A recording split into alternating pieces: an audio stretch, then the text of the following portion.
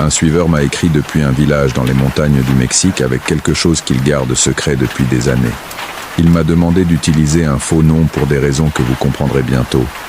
Si vous avez également une expérience étrange que vous devez partager, laissez-la dans les commentaires ou envoyez-la moi directement. Parfois, raconter ces choses aide à les traiter. Le nom que nous utiliserons est Roberto, et ce qu'il a vécu à l'âge de 17 ans l'a marqué d'une manière qu'aucun thérapeute n'a pu expliquer. Préparez-vous, car cette histoire aborde des sujets que beaucoup préfèrent ne pas mentionner. Je m'appelle Roberto, bien que ce ne soit pas mon vrai nom. J'ai 34 ans maintenant, mais ce que je vais raconter s'est passé quand j'avais 17 ans. Cela fait presque 2 décennies, et je me réveille encore certaines nuits avec le cœur battant, me remémorant ces mois. Je ne l'avais jamais raconté en entier, même pas à ma femme. Mais j'ai l'impression que je dois le sortir, que peut-être en le partageant, je pourrais enfin le laisser partir. J'ai grandi dans un petit village dans la Sierra Madre, au Mexique. Je ne vais pas dire exactement où, mais c'était l'un de ces endroits où tout le monde se connaît, où les vieilles traditions comptent encore plus que toute modernité, où les gens croient encore en des choses qui en ville te feraient traiter de superstitieux pour les mentionner. Ma famille, elle était normale. Mon père travaillait dans une scierie, ma mère tenait une épicerie. J'étais l'aîné de 3 frères et sœurs. J'étais un bon élève. Je jouais au football le week-end, j'avais des amis. Une vie ordinaire. Mais il y avait quelque chose qui me rendait différent et que j'essayais de cacher. Je pouvais voir des choses. Depuis enfant, je voyais des ombres que les autres ne voyaient pas. J'entendais des chuchotements quand il n'y avait personne à proximité. Au début, je l'ai dit à ma mère, mais elle a eu tellement peur qu'elle m'a emmené chez le curé du village. Le père Martin m'a dit de prier et de ne pas faire attention à ces visions, que c'était des tours du diable. Alors j'ai appris à me taire, à faire semblant que rien ne se passait. Avec les années, j'ai développé une sorte de mécanisme de défense mentale. Quand je voyais quelque chose d'étrange, je détournais simplement le regard. Quand j'entendais des voix, je mettais des écouteurs. Cela a fonctionné pendant longtemps, jusqu'à ce que je rencontre Valeria. Valeria est arrivée au village en septembre 2007. Elle avait mon âge, 17 ans. Sa famille avait déménagé de Guadalajara parce que son père avait trouvé un emploi comme comptable dans la municipalité. Elle était belle, avec de longs cheveux noirs jusqu'à la taille, des yeux foncés et un sourire qui illuminait n'importe quelle pièce. Mais il y avait quelque chose de plus en elle, quelque chose que je pouvais sentir mais que je ne pouvais pas expliquer. Nous sommes devenus amis presque immédiatement. Nous allions à la même école, nous partagions quelques cours. J'aimais être près d'elle car quand nous étions ensemble, les ombres que je voyais normalement semblaient reculer. Je me sentais plus léger, plus normal. 1 mois après nous être rencontrés pendant une pause entre les cours, Valeria me posa une question que personne ne m'avait jamais posée auparavant. « Toi aussi, tu les vois, n'est-ce pas ?»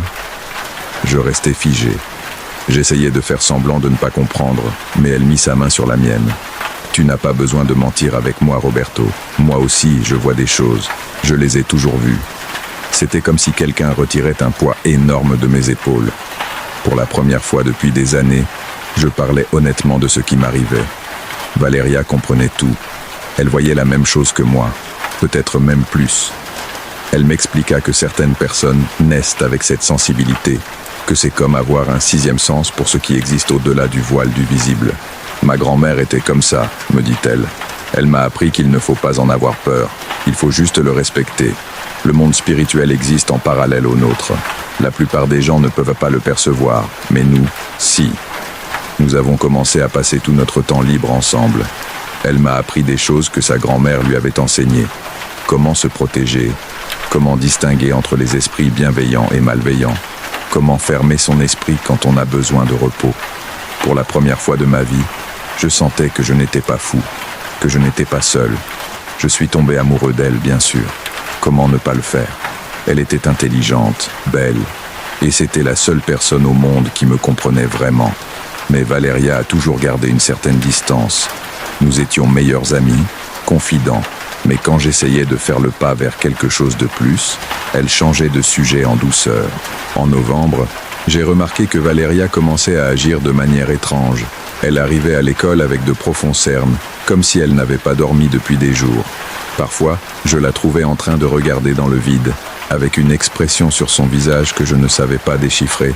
Quand je lui demandais ce qui se passait, elle souriait simplement et disait qu'elle allait bien. Un après-midi, nous rentrions chez nous lorsque nous sommes passés devant la maison de Doña Remedios. Doña Remedios était connue dans le village comme guérisseuse, mais tout le monde savait qu'elle faisait aussi des travaux d'un autre type, des travaux sombres. Les gens allaient la voir quand ils voulaient des liens d'amour, quand ils voulaient faire du mal à un ennemi, quand ils voulaient des choses que l'Église condamnerait. Valeria s'est arrêtée devant la maison. C'était une vieille construction, peinte en bleu décoloré, avec un jardin rempli de plantes que je ne reconnaissais pas. À la porte, il y avait une pancarte qui disait « On lit des lettres, on fait des nettoyages. Ma mère est venue ici », dit Valeria soudainement. Sa voix sonnait plate, sans émotion. Pourquoi ? Parce que mon père a une autre femme. Il l'a depuis des années. Ma mère veut qu'il revienne complètement à elle, qu'il laisse l'autre. Je restais silencieux. Je ne savais pas quoi dire. Madame Remedios lui a dit qu'elle pouvait l'aider, qu'elle connaissait un travail puissant. Mais elle avait besoin de quelque chose de mon père, des cheveux, de la salive, quelque chose comme ça. Et elle avait aussi besoin de... Valeria s'arrêta, se mordant la lèvre. De quoi avait-elle besoin d'autre ? De quelqu'un de jeune, quelqu'un de vierge, quelqu'un qui pourrait servir de canal. Un frisson me parcourut le dos.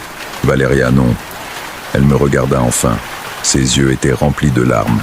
Ma mère est désespérée, Roberto. Elle pleure toutes les nuits. Mon père vient à peine à la maison. Je veux juste l'aider.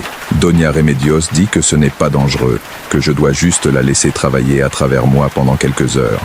Valeria, tu ne sais pas ce qu'elle te demande vraiment. Cette femme n'est pas une simple guérisseuse. Les gens disent qu'elle fait des pactes, qu'elle invoque des choses qu'elle ne devrait pas invoquer. Ce ne sont que des rumeurs. Tu sais que ce ne sont pas que des rumeurs. Tu vois les choses, tout comme moi. As-tu ressenti l'énergie autour de cette maison ? Elle est sombre, Valeria. Elle est dangereuse. Elle s'est détachée de ma main. Ma mère l'a déjà payée. C'est demain soir. C'est déjà décidé. Je t'en prie, ne va pas. Je dois le faire. C'est ma famille. Cette nuit-là, je n'ai pas pu dormir. Quelque chose en moi criait que Valeria commettait une terrible erreur. J'ai pensé à parler à mes parents, à ses parents, à quelqu'un. Mais que leur dirais-je ? Que mon ami allait participer à un rituel de sorcellerie ? Dans ma famille, on ne parlait pas de ces choses. Et si je le faisais, je finirais juste enfermé ou quelque chose de pire. Le lendemain, Valeria était absente de l'école. Je lui ai envoyé des messages auxquels elle n'a pas répondu. Dans l'après-midi, je suis allé chez elle, mais sa mère m'a dit qu'elle était malade et qu'elle ne pouvait pas recevoir de visite. Quand la nuit est tombée, je n'ai plus pu le supporter. Je suis sorti de chez moi sans le dire à personne et j'ai marché jusqu'à la maison de Doña Remedios. Il était presque 9 heures du soir. Le village était calme, les rues vides. La maison bleue se trouvait au bout d'une rue non pavée, entourée de terrains vagues. Il y avait de la lumière à l'intérieur. Je me suis approché avec précaution, me cachant dans l'ombre. Les fenêtres avaient des rideaux, mais j'ai pu voir des silhouettes se déplacer à l'intérieur. J'ai entendu des voix, bien que je ne pouvais pas distinguer les mots. J'ai contourné la maison jusqu'à trouver une fenêtre à l'arrière qui avait le rideau légèrement tiré. Je me suis penché avec précaution. Ce que j'ai vu m'a fait retenir mon souffle. La pièce était éclairée uniquement par des bougies. Il y en avait des dizaines, créant un cercle de lumière vacillante. Au centre du cercle se trouvait une table recouverte d'un tissu rouge. Et sur la table, des objets que je reconnaissais des films, mais que je n'avais jamais vus dans la vie réelle. Des os, des récipients avec des liquides sombres, des poupées faites de chiffon et de paille. Doña Remedios était là. C'était une femme d'environ 60 ans, mince, avec des cheveux complètement blancs, relevés en un chignon serré. Elle portait une robe noire et des colliers qui brillaient à la lumière des bougies. À ses côtés se trouvait la maman de Valeria, vêtue de blanc, les yeux fermés et les mains jointes comme si elle priait. Et là, à genoux sur le sol dans le cercle de bougies, se trouvait Valeria, également vêtue de blanc, avec les cheveux lâchés tombant sur ses épaules. Elle avait les yeux ouverts, mais son regard était vide, comme si elle n'était pas vraiment présente. Doña Remedios a commencé à parler dans une langue que je ne reconnaissais pas. Ce n'était pas de l'espagnol, ce n'était pas de l'anglais. Cela sonnait ancien, guttural. Pendant qu'elle parlait, elle mouvait les mains au-dessus de la tête de Valeria, traçant des symboles dans l'air. La température a chuté drastiquement. Je pouvais voir ma respiration se condenser bien que nous étions en novembre et que le temps était tempéré. Les bougies ont commencé à vaciller toutes en même temps, comme si une brise invisible les agitait. Alors j'ai vu quelque chose qui m'a donné envie de crier. Derrière Donia Remedios, émergeant de l'obscurité comme si le mur lui-même s'ouvrait, une silhouette est apparue. Ce n'était pas humain. Elle était grande, décharnée, avec des membres trop longs. Je ne pouvais pas voir son visage clairement, seulement la suggestion d'yeux brillants d'une couleur rougeâtre maladive. La silhouette s'est approchée de Valeria. Elle a tendu une main, si on pouvait l'appeler main, vers elle. Valeria a commencé à trembler violemment. Sa bouche s'est ouverte comme si elle allait crier, mais aucun son n'est sorti. Donia Remedios continuait avec son chant, plus fort maintenant. La mère de Valeria gardait les yeux fermés, indifférente à la présence dans la pièce. Je ne pouvais plus le supporter. J'ai frappé la fenêtre de toutes mes forces. Valeria. Le verre s'est brisé. Le chant s'est arrêté brusquement. Donia Remedios s'est tournée vers la fenêtre avec une expression de colère absolue. Mais ce qui m'a le plus effrayé, c'est que la créature m'a aussi regardé. Nos yeux se sont croisés pendant une seconde qui a semblé éternelle. J'ai couru. Je ne sais pas comment mes jambes m'ont porté, mais j'ai couru plus vite que je n'avais jamais couru de ma vie. J'ai entendu Donia Remedios crier quelque chose derrière moi, mais je ne me suis pas arrêté. J'ai couru dans les rues sombres du village, trébuchant, tombant, me relevant, jusqu'à ce que j'arrive chez moi. Je me suis enfermé dans ma chambre. Mes parents ont essayé de me demander ce qui se passait, mais je ne pouvais pas parler. Je me suis blotti dans mon lit, tremblant, avec les lumières allumées. Cette nuit-là, je n'ai pas dormi. Chaque fois que je fermais les yeux, je voyais cette créature. Ses yeux rouges me regardaient. Je sentais qu'elle savait qui j'étais, qu'elle m'avait marqué d'une certaine manière. Le lendemain, Valeria est arrivée à l'école. Quand je l'ai vue, j'ai ressenti un soulagement immédiat. Elle allait bien, elle était vivante. J'ai couru vers elle. Valeria, merci Dieu. Hier soir, Mais quand elle m'a regardé, quelque chose n'allait pas. Ses yeux étaient les mêmes, son visage était le même, mais il y avait quelque chose de différent dans la façon dont elle me regardait, comme si elle ne me reconnaissait pas complètement. « Bonjour, Roberto », dit-elle. Sa voix semblait normale, mais il y avait un ton étrange, trop calme, trop contrôlé. « Ça va ? Je suis allé chez Donia Remedios hier soir. J'ai vu... » « Je ne sais pas de quoi tu parles, » m'interrompit-elle. « J'ai été malade chez moi toute la nuit. Valeria, je t'ai vue. Tu étais dans cette pièce. Il y avait une chose, une créature. Elle s'est approchée de moi. Elle a mis une main sur mon épaule et m'a regardé droit dans les yeux. Quand elle a parlé, sa voix n'était qu'un murmure. « Oublie, Roberto. Oublie ce que tu as vu, pour ton propre bien. » Elle se retourna et s'éloigna, me laissant debout au milieu de la cour de l'école, avec plus de questions que de réponses. Au cours des semaines suivantes, Valeria changea. C'était subtil au début, de petites choses. Elle ne voulait plus parler des choses que nous voyions. Quand je lui demandais ce qui s'était passé cette nuit-là, elle changeait de sujet. Elle commença à s'éloigner de moi, à passer du temps avec d'autres personnes. Mais ce qui était le plus étrange, c'était ce que je percevais autour d'elle. Cette obscurité que j'avais ressentie chez Donia Remedios la suivait maintenant. C'était comme une ombre qui ne correspondait pas à son corps, qui se déplaçait de manière indépendante. Parfois, quand je la regardais du coin de l'œil, je jurais voir quelque chose se mouvoir derrière elle, quelque chose de grand et de mince. J'ai essayé de l'avertir. Un après-midi, je l'ai rattrapée après les cours. « Valeria, quelque chose ne va pas, je peux le voir. Il y a quelque chose avec toi, quelque chose que tu as apporté de cette nuit-là. » Elle me regarda avec une expression que je n'avais jamais vue sur son visage. Froide, calculatrice. « Tu ne sais pas de quoi tu parles. »« Oui, je sais. Et toi aussi, tu le sais. Cette chose, celle que Madame Remedios a invoquée, est restée avec toi. Elle utilise ton corps comme... »« Ça suffit, » dit-elle, d'une voix qui n'était pas complètement la sienne. Il y avait un écho en elle, comme si deux personnes parlaient en même temps. « Éloigne-toi de moi, Roberto. Ne te mêle pas de choses que tu ne comprends pas. » C'était la dernière vraie conversation que nous avons eue. Les changements chez Valeria se sont accélérés.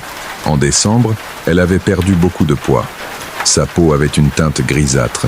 Elle manquait souvent les cours. Quand elle y allait, je la voyais assise au fond de la salle, regardant dans le vide, remuant les lèvres comme si elle parlait à quelqu'un que personne d'autre ne pouvait voir. Ses parents l'ont emmenée chez des médecins. Ils n'ont rien trouvé de physiquement anormal. Alors, ils l'ont amenée chez des psychologues. Elle a été diagnostiquée avec une dépression, de l'anxiété. On lui a prescrit des médicaments qu'elle ne prenait pas. Je l'observais de loin. Ça me faisait mal de la voir se détériorer ainsi. J'ai essayé de parler à sa mère, d'insinuer que peut-être ce qu'ils avaient fait chez Doña Remedios avait quelque chose à voir. Mais elle ne voulait pas écouter. Elle m'a dit que j'étais fou, que je la laissais tranquille. J'ai essayé d'aller voir le père Martin, le prêtre du village. Je lui ai tout raconté, espérant qu'il pourrait t'aider. Il m'a écouté avec une expression grave. Ce que tu décris, fils, est une possession. Ou quelque chose de similaire. Cette femme, Doña Remedios, a ouvert une porte qu'elle n'aurait pas dû ouvrir. Et maintenant, quelque chose de l'autre côté utilise ton ami. Peut-il l'aider, père? Peut-il faire un exorcisme ou quelque chose comme ça? J'aurais besoin de la permission de la famille. Et d'après ce que tu me dis, ils ne sont pas prêts à accepter la vérité. Alors, que puis-je faire? Le père Martin me regarda avec tristesse. Prie pour elle, fils, et protège-toi. Si cette entité sait que tu peux la voir, que tu as interrompu son rituel, tu pourrais être la prochaine cible. Ces paroles me terrifièrent. Mais il avait raison. Depuis cette nuit-là, j'avais aussi remarqué des changements. Je voyais plus d'ombre qu'avant. J'entendais des chuchotements constants. Et parfois, au petit matin, je ressentais une présence dans ma chambre. Quelque chose qui m'observait depuis les coins sombres. Je commençais à emporter avec moi des choses que le père Martin m'avait données. Une médaille de Saint-Benoît, de l'eau bénite dans une petite bouteille, des prières écrites sur des petits papiers que je gardais dans mes poches. Je me disais que c'était de la superstition, mais au fond, je savais que j'avais besoin de toute la protection possible. Janvier arriva et avec lui, nous retournâmes en classe après les vacances d'hiver. Valéria était revenue, mais elle était méconnaissable. Elle avait perdu tant de poids que ses vêtements étaient énormes. Ses cheveux étaient ternes et abîmés. Ses yeux, qui brillaient autrefois d'intelligence et de vie, étaient maintenant enfoncés et entourés de cernes profonds. Un jour, à la mi-janvier, elle me trouva dans le couloir de l'école. Cela faisait des semaines que nous ne parlions plus directement. « Roberto », murmura-t-elle, s'approchant tellement que je pouvais sentir son haleine. Elle sentait quelque chose de pourri, de malade. « J'ai besoin de ton aide. Que s'est-il passé? De quoi as-tu besoin? » « Elle est en moi. La chose que tu as vue cette nuit-là. Doña Remedios l'a appelée et maintenant elle ne s'en va pas. Elle grandit, Roberto. Chaque jour elle est plus forte. Bientôt, il ne restera plus rien de moi. Nous devons l'en sortir. Le père Martin peut t'aider. » « Non, » m'interrompit-elle, saisissant mon bras avec une force surprenante. « Il n'y a aucun moyen de l'en sortir sans me tuer. Elle est très enracinée. Mes parents ne me croient pas. Les médecins ne comprennent pas. Tu es le seul qui peut la voir, qui peut comprendre. Que veux-tu que je fasse ?» Ses yeux se remplirent de larmes. « Quand je ne serai plus moi, quand cette chose prendra le contrôle complet, je veux que tu le racontes.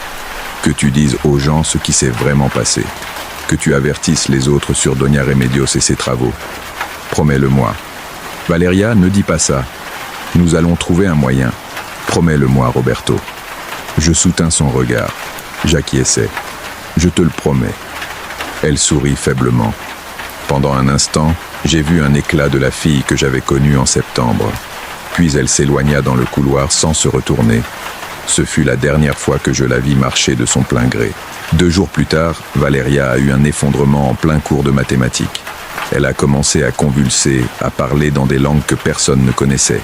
Il a fallu la force de 3 enseignants pour la maintenir. L'ambulance l'a emmenée à l'hôpital régional. J'ai voulu lui rendre visite, mais on ne m'a pas laissé entrer. De l'extérieur de sa chambre, je pouvais entendre des cris. Ce n'étaient pas des cris normaux. Ils étaient gutturaux, animaux. Et parmi les cris, j'entendais des rires. Des rires qui n'étaient pas de ce monde. Les médecins ne savaient pas quoi faire. Les médicaments ne fonctionnaient pas. Valéria arrachait les voies intraveineuses. Elle mordait les infirmières. Elle parlait dans des langues anciennes que aucun traducteur n'a pu identifier. Finalement, désespérés, ses parents ont accepté que le père Martin essaie un exorcisme. On ne m'a pas permis d'être présent, mais le père Martin m'a raconté ensuite ce qui s'est passé. Il est entré dans la chambre avec de l'eau bénite, des crucifix, la Bible. Il a commencé les prières du rituel romain d'exorcisme. La chose à l'intérieur de Valéria se moquait de lui. Elle parlait un latin parfait, se moquant de ses prières. Elle fit léviter le lit à plusieurs mètres du sol. Elle fit voler des objets dans la pièce. Le père Martin continua avec les prières, pendant des heures, jusqu'à ce que sa voix devienne rauque. Mais à la fin, cela n'a pas fonctionné. L'entité était trop forte. Elle était trop enracinée en Valeria. Ou peut-être qu'elle l'avait laissé entrer volontairement cette nuit-là chez Doña Remedios, et cela lui donnait un pouvoir qu'aucune prière ne pouvait briser. Valeria a été transférée dans une institution psychiatrique de la ville. Officiellement, elle avait un épisode psychotique sévère. Mais je savais la vérité. Je l'ai vue une dernière fois avant qu'on ne l'emporte. Je me suis faufilé à l'hôpital au petit matin. Je suis entré dans sa chambre. Elle était attachée au lit avec des sangles en cuir. Quand elle m'a vu, elle a souri. Mais ce n'était pas son sourire. « Roberto », dit-elle avec cette voix qui n'était pas la sienne. « C'est bien que tu sois venu dire au revoir.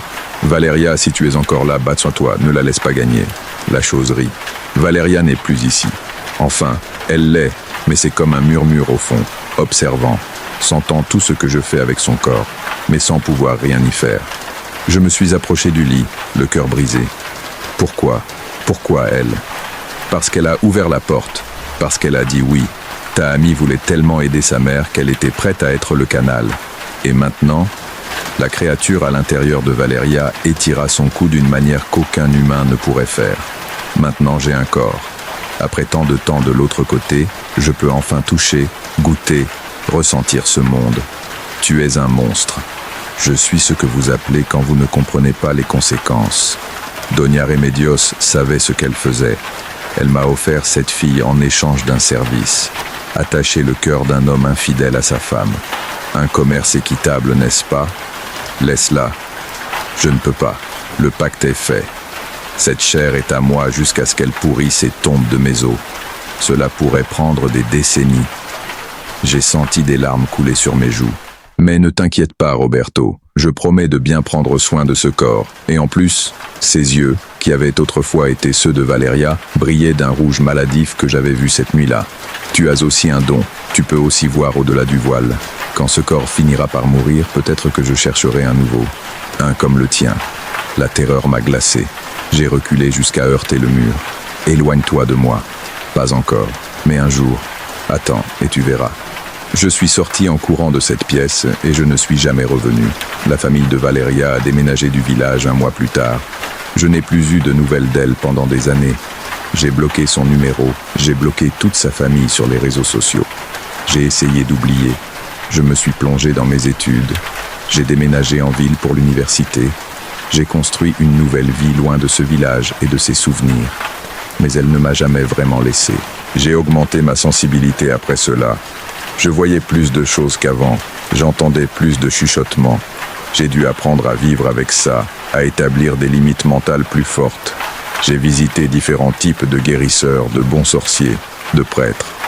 Tous m'ont enseigné différentes méthodes de protection. Je les ai toutes combinées. Je mène une vie presque normale maintenant.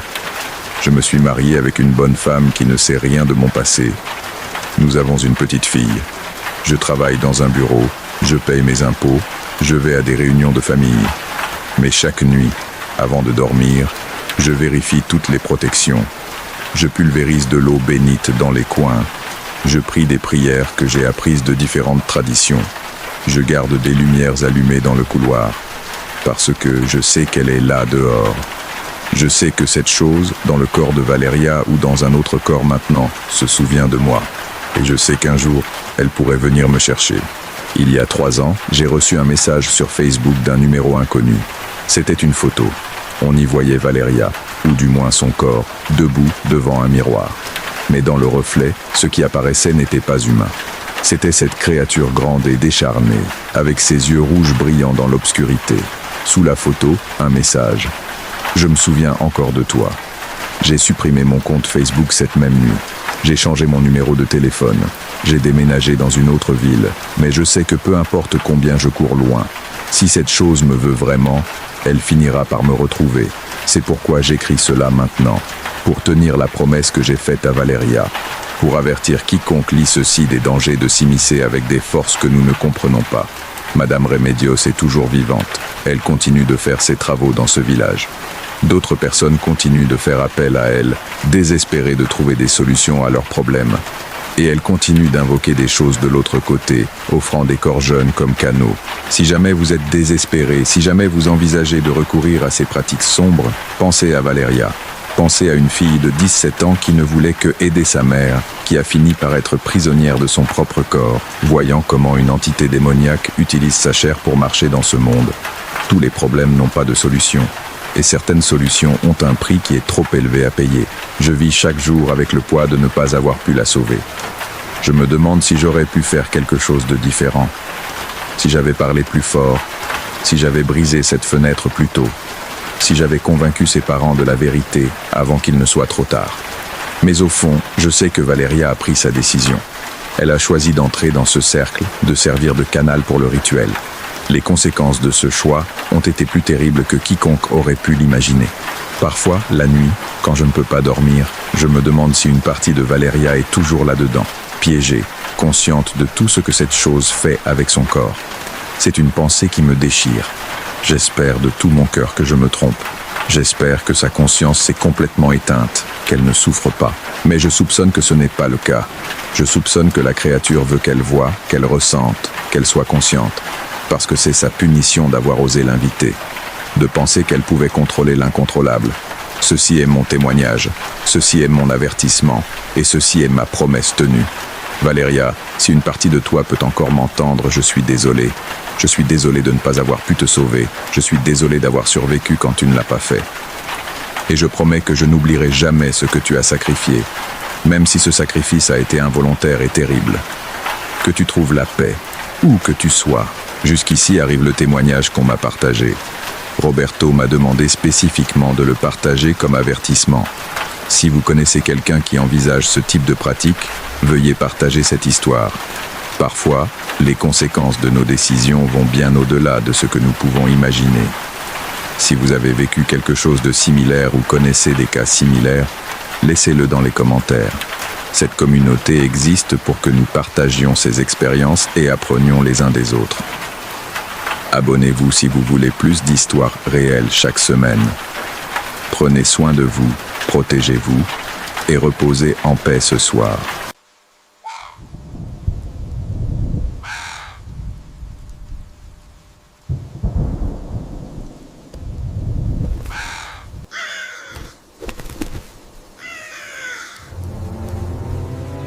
Quelqu'un m'a envoyé cette histoire depuis une zone frontalière, me demandant de ne pas révéler son identité. Il m'a écrit parce qu'il avait besoin de le raconter à quelqu'un, et espère que peut-être quelqu'un d'autre a vécu quelque chose de similaire. Si tu as une expérience qui te hante, que tu as besoin de sortir de ta poitrine, cet espace est sûr pour la partager dans les commentaires. Ce que cette personne a vécu a commencé quand elle avait 15 ans, et que sa famille a déménagé dans une vieille maison dans un village où tout le monde semblait garder des secrets. Il y avait un miroir dans le grenier, un miroir que sa mère lui a interdit de toucher. Et comme tous les adolescents, l'interdiction n'a fait qu'accroître sa curiosité. Voici son histoire. Le miroir est arrivé avant nous. C'était la première chose étrange. Lorsque ma famille a déménagé dans la maison à San Miguel del Rio, un petit village près de la frontière, le camion de déménagement est arrivé avec toutes nos affaires. Mais dans le grenier, il y avait déjà un miroir. Un énorme miroir ancien, avec un cadre en bois sculpté représentant des scènes étranges, des figures tordues, des visages qui semblaient crier, des mains qui s'étendaient comme si elles voulaient sortir du cadre. « Ne touche pas ce miroir », me dit ma mère la première fois que je suis monté au grenier. Sa voix avait un ton que je ne lui avais jamais entendu auparavant. La peur. Pourquoi est-il ici? Il est venu avec la maison. L'ancien propriétaire a dit qu'il ne pouvait pas l'emporter, qu'il appartenait à cet endroit. Et on ne peut pas le jeter? Elle me regarda avec des yeux très sérieux. Non. Certains objets ne peuvent pas simplement être jetés. Ils ont une histoire. Ils ont un but. Promets-moi juste que tu ne le toucheras pas. Je promis. Mais les promesses d'un adolescent de 15 ans ne valent pas grand-chose. La maison était grande, trop grande pour notre famille de 3 personnes. Mon père avait trouvé un emploi comme administrateur d'un domaine voisin, et cette maison était incluse dans le package. Elle était vieille, de plus de 100 ans, avec de hauts plafonds et des pièces qui sentèrent la poussière et le temps. Le village de San Miguel del Rio était petit et fermé. Les gens nous regardaient avec méfiance lorsque nous marchions dans la rue. Les voisins étaient cordiaux, mais distants. Et il y avait quelque chose dans l'air, une sensation que tout le monde partageait, un secret dont nous étions exclus. Au cours des premières semaines, je me suis adapté. Nouvelle école, nouveaux camarades, nouvelle routine. Mais le miroir dans le grenier m'appelait constamment. La nuit, allongé dans mon lit, je pensais à lui, à sa surface sombre et opaque, comme si elle était recouverte d'une pellicule de poussière qui ne se nettoyait jamais, aux figures sculptées dans le cadre, à l'avertissement de ma mère. Une nuit, 2 mois après notre déménagement, ma curiosité a gagné. J'ai attendu que mes parents s'endorment. Puis, avec une lampe de poche, je suis monté au grenier. Le grenier était un espace long sous le toit incliné, des boîtes de nos affaires encore non déballées, des vieux meubles que nous avions hérités avec la maison. Et au fond, partiellement recouvert d'un drap blanc, le miroir. Je me suis approché lentement. Mon cœur battait vite, bien que je ne sache pas exactement pourquoi. Ce n'était qu'un miroir. J'ai enlevé le drap. Sous la lumière de ma lampe de poche, le miroir semblait absorber la lumière au lieu de la réfléchir. La surface était sombre, presque noire, mais quand j'ai déplacé la lampe, j'ai pu voir mon reflet, distordu, étrange. J'ai tendu la main et touché le verre. C'était froid, si froid que ça brûlait. J'ai retiré ma main rapidement, mais les dégâts étaient faits. Quelque chose avait changé. Je ne l'ai pas remarqué immédiatement. C'était graduel, subtil. D'abord, ce furent les rêves. Je rêvais que j'étais dans ma chambre, mais pas exactement. Tout était légèrement différent. Les meubles à des endroits incorrects, les couleurs plus sombres. Et il y avait quelqu'un dans le coin. Une silhouette que je ne pouvais pas voir clairement, qui restait dans l'ombre, m'observant. Je me réveillais en sueur, le cœur battant. Puis j'ai commencé à voir des choses du coin de l'œil, des mouvements rapides, des ombres qui ne devraient pas être là. Quand je tournais la tête, il n'y avait rien. « Tu dors mal », a dit ma mère quand je lui ai mentionné la fatigue. « C'est le changement de maison, tu t'adapteras. » Mais je savais que c'était quelque chose de plus. Une semaine après avoir touché le miroir, j'ai vu mon premier double. J'étais à l'école, à la bibliothèque, quand je l'ai vue. Une fille qui me ressemblait exactement. Même taille, même cheveux, même vêtements. Elle était de l'autre côté de l'étagère, me fixant intensément. J'ai cligné des yeux et elle a disparu. « Tu as vu quelqu'un là-bas » ai-je demandé à ma camarade Anna, qui était à mes côtés. « Où » ? Là, de l'autre côté. Anna a regardé. Il n'y a personne. Cette nuit-là, je l'ai revue, à la fenêtre de ma chambre, de l'extérieur, regardant à l'intérieur. Son visage pressé contre le verre, exactement mon visage, mais avec une expression que je ne ferai jamais, un sourire trop large, des yeux trop ouverts. J'ai crié. Mes parents sont venus en courant. Que se passe-t-il ? Il y a quelqu'un dehors, à la fenêtre. Mon père est sorti avec une lampe de poche. Il a vérifié tout le périmètre de la maison. Il n'y a personne, chérie. C'était probablement ton reflet dans le verre. Mais je savais ce que j'avais vu. Les rencontres avec mon double sont devenues plus fréquentes. Je la voyais dans les miroirs, dans les fenêtres, sur les surfaces réfléchissantes. Toujours en train de me regarder, toujours avec ce sourire horrible. Et elle a commencé à s'approcher. Au début, je ne la voyais que de loin. Puis, de plus en plus près, dans le miroir de la salle de bain, sur l'écran éteint de mon téléphone, sur le verre d'un cadre. Une nuit, je me brossais les dents quand je l'ai vue dans le miroir de la salle de bain. Derrière moi, debout dans l'embrasure de la porte, je me suis retourné rapidement. Il n'y avait personne. J'ai regardé à nouveau dans le miroir. Elle était toujours là, souriante. « Que veux-tu » ai-je chuchoté. Sa bouche s'émauvait, formant des mots que je ne pouvais pas entendre, mais je pouvais lire sur ses lèvres. Changer de place. Je me suis reculé du miroir, tremblant. Le lendemain matin, j'ai tout raconté à ma mère, sur le fait de toucher le miroir, sur les rêves, sur mon double. Elle a pâli. Non, non, non, non. Je t'ai dit de ne pas le toucher. Je suis désolé, maman, mais j'ai besoin de savoir ce qui se passe. Qu'est-ce que ce miroir ? Elle s'est assise, se couvrant le visage avec les mains. Quand elle a parlé, sa voix était pleine de douleur. Ce miroir est dans cette maison depuis des générations. C'est un miroir des morts, ou c'est ce qu'on dit. Il reflète non seulement ton image, mais aussi ta autre moitié, ton ombre, la partie de toi qui vit de l'autre côté. L'autre côté, le monde des miroirs, un endroit qui existe en parallèle au nôtre. Certaines personnes croient que chaque reflet que nous voyons est en réalité un être séparé, piégé dans ce monde. Et ce miroir en particulier est une porte entre les deux mondes. Je sentis l'air quitter mes poumons. Tu es en train de dire que cette chose que je vois est réelle? C'est réel pour toi maintenant. Parce que tu l'as vu. Parce que tu as touché le miroir et ouvert la connexion. Et maintenant, elle veut ce que toutes les ombres veulent. Quoi? Sortir. Vivre de ce côté. Et pour cela, elle doit prendre ta place. Je passais mes mains dans mes cheveux, essayant de comprendre. Comment l'arrête-t-on? Je ne sais pas. Tu n'aurais jamais dû toucher le miroir. Cette nuit-là, je n'ai pas dormi. Je suis resté éveillé, avec toutes les lumières allumées, évitant toute surface réfléchissante. Mais je ne pouvais pas toutes les éviter. Les miroirs étaient partout. Fenêtres, écrans, même dans les flaques d'eau après la pluie. Et dans chacun, elle était là. Mon double, mon ombre, attendant. 3 jours plus tard, quelque chose s'est produit qui m'a terrifié plus que n'importe quelle vision. Ma mère m'a regardé étrangement pendant le petit déjeuner. Tu es descendu hier soir.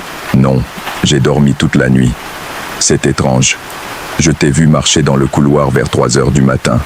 J'allais te demander si tu allais bien, mais quand je suis sorti de ma chambre, tu n'étais plus là. Un frisson m'a parcouru. Maman, je ne suis pas descendu. Elle a froncé les sourcils. Mais je t'ai vu. Tu portais ton pyjama bleu. J'ai regardé mon pyjama. Le bleu. Celui que mon double portait soi-disant. Ce n'était pas moi. Ma mère et moi nous sommes regardés avec une horreur croissante. Elle sort, murmurai-je. Elle n'est plus seulement dans les reflets. Cet après-midi-là, je suis allé voir Doña Socorro, une vieille femme du village qui, dit-on, savait des choses sur ces choses. Ma mère m'avait donné son adresse, admettant qu'elle avait aussi peur. Doña Socorro vivait dans une petite maison pleine de bougies, d'herbes suspendues au plafond et de saints de toutes les religions imaginables. « Tu as touché le miroir des âmes », dit-elle après avoir écouté mon histoire. Elle ne semblait pas surprise, juste résignée. Beaucoup de gens l'ont fait au fil des ans, peu survivent. Ils survivent. Le miroir est un portail. Il a été créé il y a plus de 200 ans par une sorcière qui voulait tromper la mort. Elle pensait que si elle pouvait créer un double parfait d'elle-même dans le monde des miroirs, quand elle mourrait, son double pourrait prendre sa place. Ça a fonctionné. Elle est morte et son double est sorti. Mais le double n'était pas elle. C'était quelque chose de différent, quelque chose qui semblait seulement humain. Que lui est-il arrivé? Elle a vécu comme elle pendant des années. Personne n'a remarqué la différence, jusqu'à ce qu'elle commence à faire des choses horribles. La légende dit qu'elle a finalement été découverte et brûlée comme sorcière, mais le miroir a survécu. Et depuis, il attend, créant des doubles, leur permettant de traverser. Comment puis-je arrêter mon double? Il y a un moyen, mais c'est dangereux. Tu dois retourner au miroir. Tu dois l'affronter directement dans son monde et tu dois l'obliger à revenir. Comment fais-je ça? Le monde des miroirs suit les mêmes règles que le nôtre, mais inversé. En haut, c'est en bas. À droite, c'est à gauche. Et le plus important, là-bas, elle est réelle et tu es le reflet. Tu dois la convaincre d'échanger de place, volontairement. C'est impossible. Pourquoi accepterait-elle? Elle ne le fera pas, à moins que tu ne lui offres quelque chose qu'elle désire plus que ta vie. Que pourrait-elle vouloir de plus? Doña Socorro me regarda avec tristesse. Cela, tu devras le découvrir par toi-même.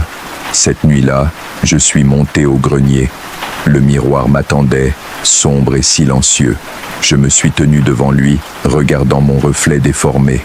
« Je sais que tu es là », ai-je dit à voix haute. « Je sais que tu m'écoutes. » Mon reflet a changé. Ce n'était plus seulement mon image, c'était elle, mon double. Mais cette fois, depuis l'intérieur du miroir, dans son monde. « Enfin, tu viens », a-t-elle dit. Sa voix sonnait exactement comme la mienne, mais il y avait quelque chose de différent dans le ton, quelque chose de froid. « Que veux-tu de moi ?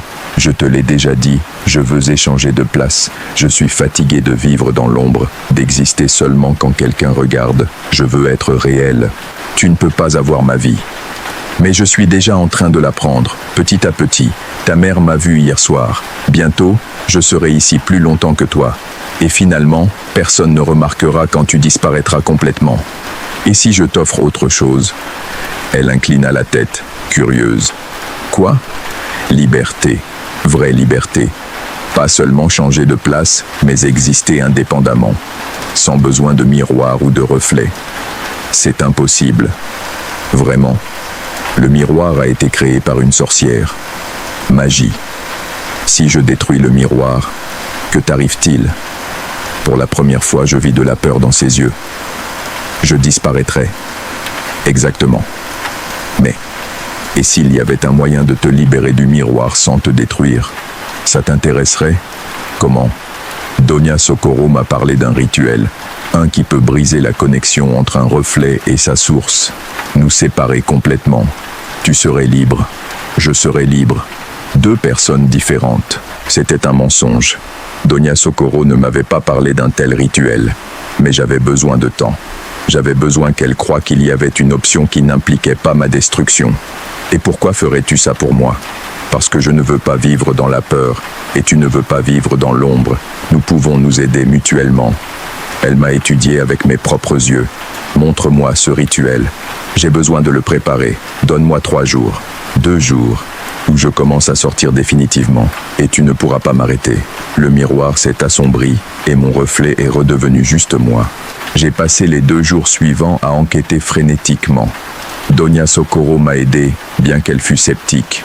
Il n'y a aucun moyen de séparer complètement un reflet de sa source sans conséquence, m'a-t-elle averti. Mais il existe des rituels de confinement, des façons de piéger un esprit de miroir. Elle m'a donné des instructions, du sel en cercle, des bougies à des positions spécifiques, des mots en latin que je devais prononcer, et un nouveau miroir, inutilisé, qui agirait comme une prison. Si ça fonctionne, a-t-elle dit, elle sera piégée dans le nouveau miroir, mais tu devras le garder caché et protégé. Si quelqu'un d'autre le casse ou le touche de la mauvaise manière, elle pourrait s'échapper à nouveau. La nuit du 2e jour, j'ai tout préparé dans le grenier, le cercle de sel, les bougies, le nouveau miroir placé devant l'ancien miroir. Je me suis tenu entre les 2 miroirs et j'ai appelé mon double. Je suis prête, montre-moi comment traverser. Elle est apparue dans le vieux miroir, souriante. Je savais que tu verrais la raison. Le rituel exige que tu touches le miroir avec les 2 mains. Appuie tes paumes contre le verre et dis les mots qu'on t'a appris. J'ai placé mes mains sur le miroir. Il était si froid que ça faisait mal. J'ai commencé à réciter les mots en latin que Donia Socorro m'avait appris. Mais ce n'étaient pas les mots pour la libérer, c'étaient les mots pour l'attraper. Quand j'ai terminé, j'ai ressenti un tirage, comme si quelque chose était aspiré à travers le miroir. Mon double a crié, ses mains frappant le verre de l'intérieur. Tu m'as menti. Toi aussi tu m'as menti. Tu n'as jamais prévu de coexister. Tu voulais juste me remplacer. La force du rituel l'a tiré du vieux miroir vers le nouveau. J'ai vu sa forme se déformer, se comprimer, jusqu'à ce qu'elle disparaisse enfin du vieux miroir et apparaisse dans le nouveau. J'ai rapidement couvert le nouveau miroir avec un tissu noir, le scellant. Le vieux miroir était vide maintenant. Il ne montrait que mon reflet. Normal, réel. Ça avait fonctionné. J'ai descendu le nouveau miroir au sous-sol et je l'ai caché derrière des boîtes, enveloppé dans un tissu et du sel. Donia Socorro avait dit que tant qu'il resterait scellé, elle ne pourrait pas s'échapper. C'était il y a 3 ans. Je ne vois plus mon double. Les miroirs ne montrent à nouveau que mon reflet. Je peux dormir la nuit. Mais parfois, quand je passe près du sous-sol, j'entends quelque chose. Un léger tapotement. Insistant. Comme quelqu'un frappant du verre de l'intérieur, essayant de sortir. Et je sais qu'un jour, je devrais faire face à une décision. La garder prisonnière pour toujours, ou la libérer et faire face aux conséquences. Pour l'instant, je choisis la prison. Mais le nouveau miroir développe des fissures. Petites, à peine visibles. Et chaque mois, il y en a plus. Je ne sais pas combien de temps il résistera encore. Et quand il se brisera, je ne sais pas ce qui se passera.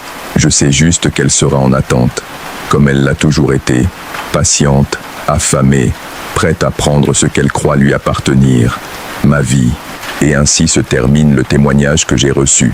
Cette personne m'a écrit récemment en disant que les fissures dans le miroir continuent de grandir et qu'elle envisage de déménager avant qu'il ne soit trop tard. Si jamais tu as touché à quelque chose que tu n'aurais pas dû, si tu as ouvert des portes qui auraient dû rester fermées, j'aimerais entendre ton histoire dans les commentaires. Parfois, la curiosité a un prix plus élevé que ce que nous imaginons. Passe une nuit tranquille.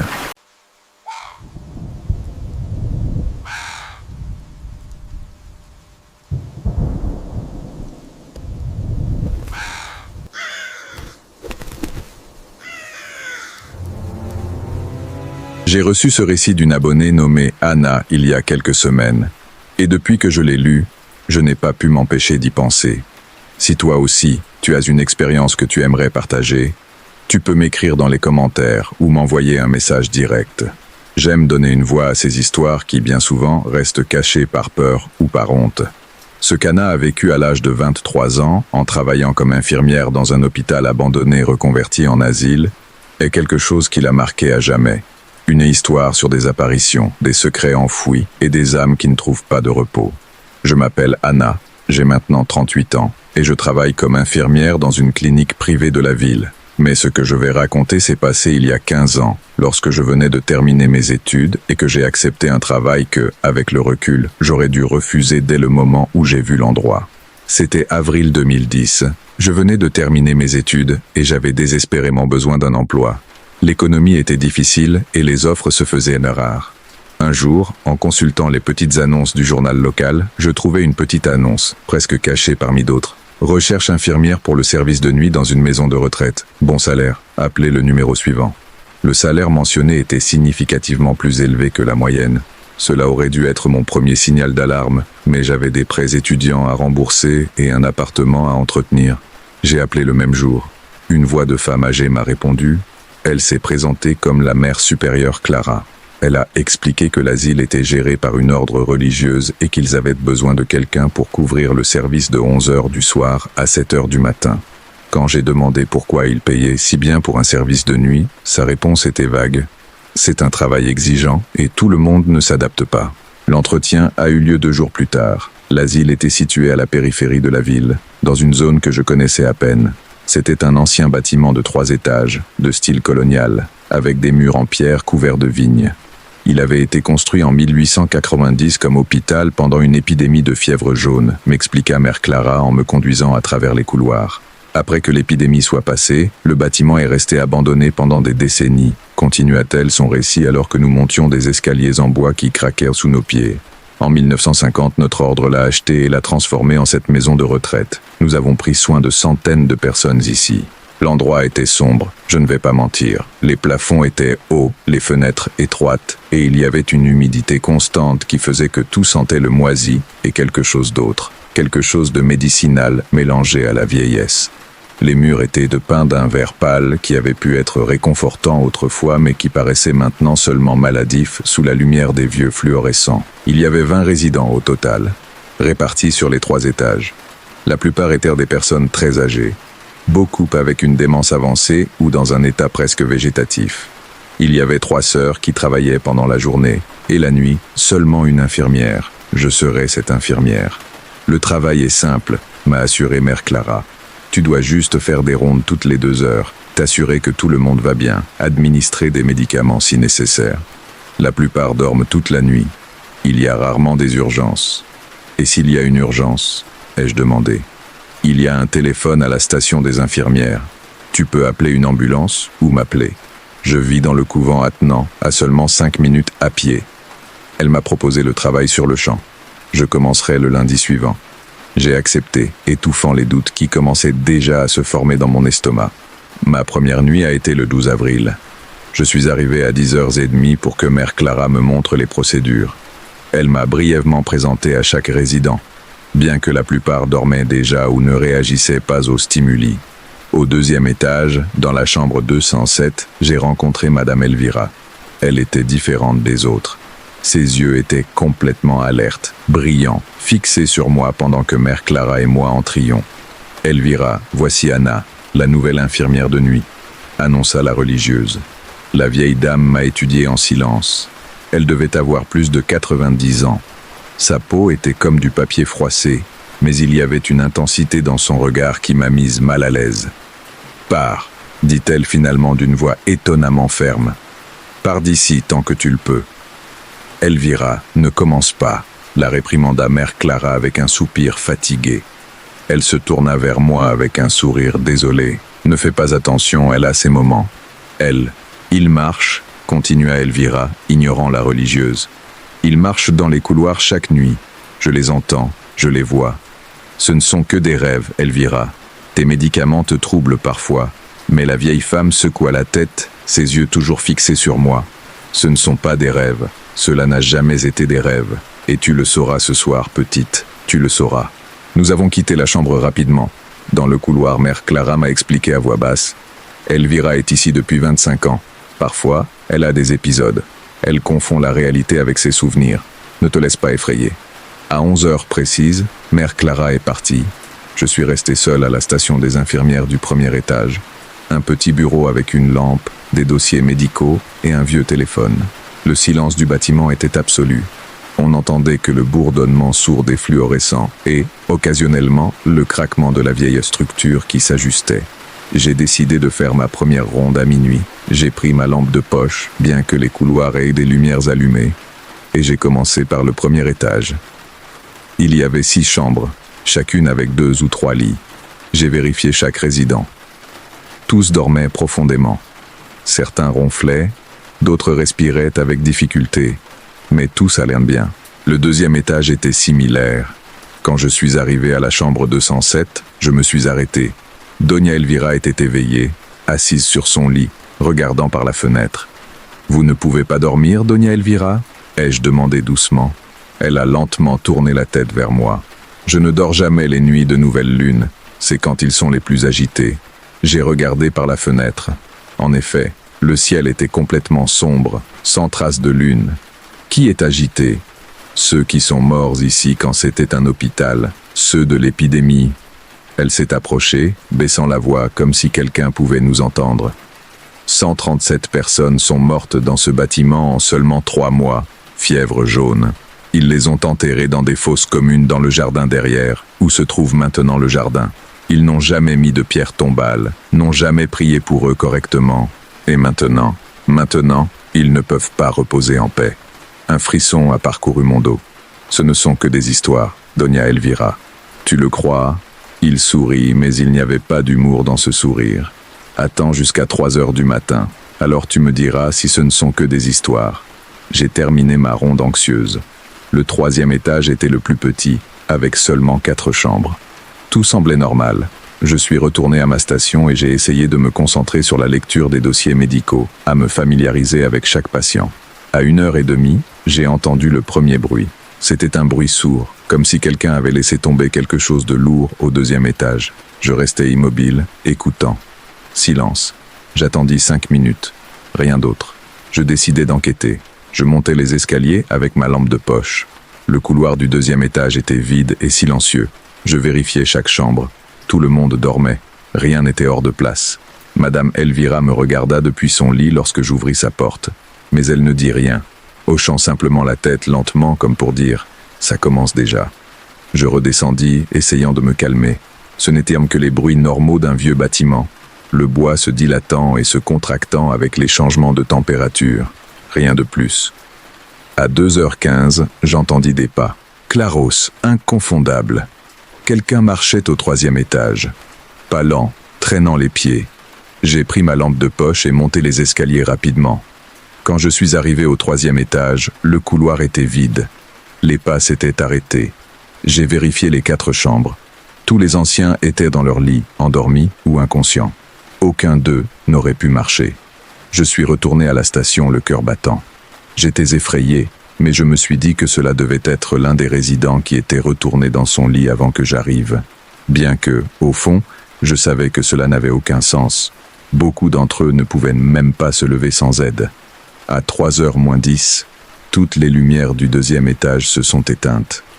Je l'ai vu depuis ma station. Un instant, elles étaient allumées. À l'instant suivant, obscurité totale. Le 1er et le 3e étage restaient éclairés. Seulement le 2e étage. Je pris ma lampe de poche avec des mains tremblantes et je me forçai à monter. Le couloir du deuxième étage était plongé dans une obscurité absolue. Ma lampe de poche peinait à percer les ténèbres, comme si celle-ci était plus dense que d'habitude. Je cherchais l'interrupteur sur le mur et l'actionnais plusieurs fois. Rien. Les lumières ne répondaient pas. Et alors je l'entendis. Un murmure. Non, plusieurs murmures. Ils venaient de toutes les directions, des voix superposées, parlant dans un murmure bas et inintelligible. Le son grandissait, remplissant le couloir. Je sentis l'air devenir plus froid, au point que ma respiration devint visible. J'ai examiné les chambres à la hâte avec ma lampe de poche. Dans chacune d'elles, les personnes âgées dormaient, inconscientes de ce qui se passait. Mais quand je suis arrivé à la chambre 207, Madame Elvira était debout près de sa fenêtre, regardant vers le couloir. « Ils arrivent », murmura-t-elle. 3 heures du matin. Toujours à 3 heures. Qui arrive? Ma voix tremblait. Les oubliés. Ceux que personne n'a pleuré. Ceux que personne ne se souvient. À ce moment-là, au bout du couloir, je vis quelque chose. Une silhouette. Au début, je pensais que c'était l'ombre projetée par ma lampe de poche, mais la forme se déplaçait indépendamment de la lumière. C'était la silhouette d'une personne, floue, comme si elle était faite de fumée. Et tandis que je l'observais, une autre silhouette apparut à ses côtés, puis une autre, et encore une autre. Le couloir commença à se remplir de ces formes sombres, toutes se déplaçant lentement vers moi. Elles ne faisaient pas de bruit en marchant, mais les murmures s'intensifiaient avec chaque silhouette qui apparaissait. Je me suis reculé vers la chambre de Doña Elvira, mon dos contre le mur. Ma lampe de poche clignotait, menaçant de s'éteindre. « Tu ne peux pas fuir d'eux », dit Elvira d'un calme qui me terrifia. « Ils remplissent ce bâtiment chaque nuit. Ils cherchent quelque chose qu'ils ne trouveront jamais. Reconnaissance, paix, mémoire. » Les silhouettes s'approchaient. Je pouvais maintenant voir plus de détails en elles. Ce étaient des personnes, des hommes et des femmes de tous âges, vêtus de vêtements anciens. Leurs visages étaient flous, mais je pouvais distinguer leurs bouches ouvertes, comme si elles criaient en silence. Leurs yeux étaient des trous sombres. Une des silhouettes tendit sa main vers moi. C'était une main translucide, avec des doigts qui s'étiraient de manière antinaturelle. J'étais sur le point de crier quand Doña Elvira parla. « Ils ne te feront pas de mal, ils veulent juste être vus, reconnus.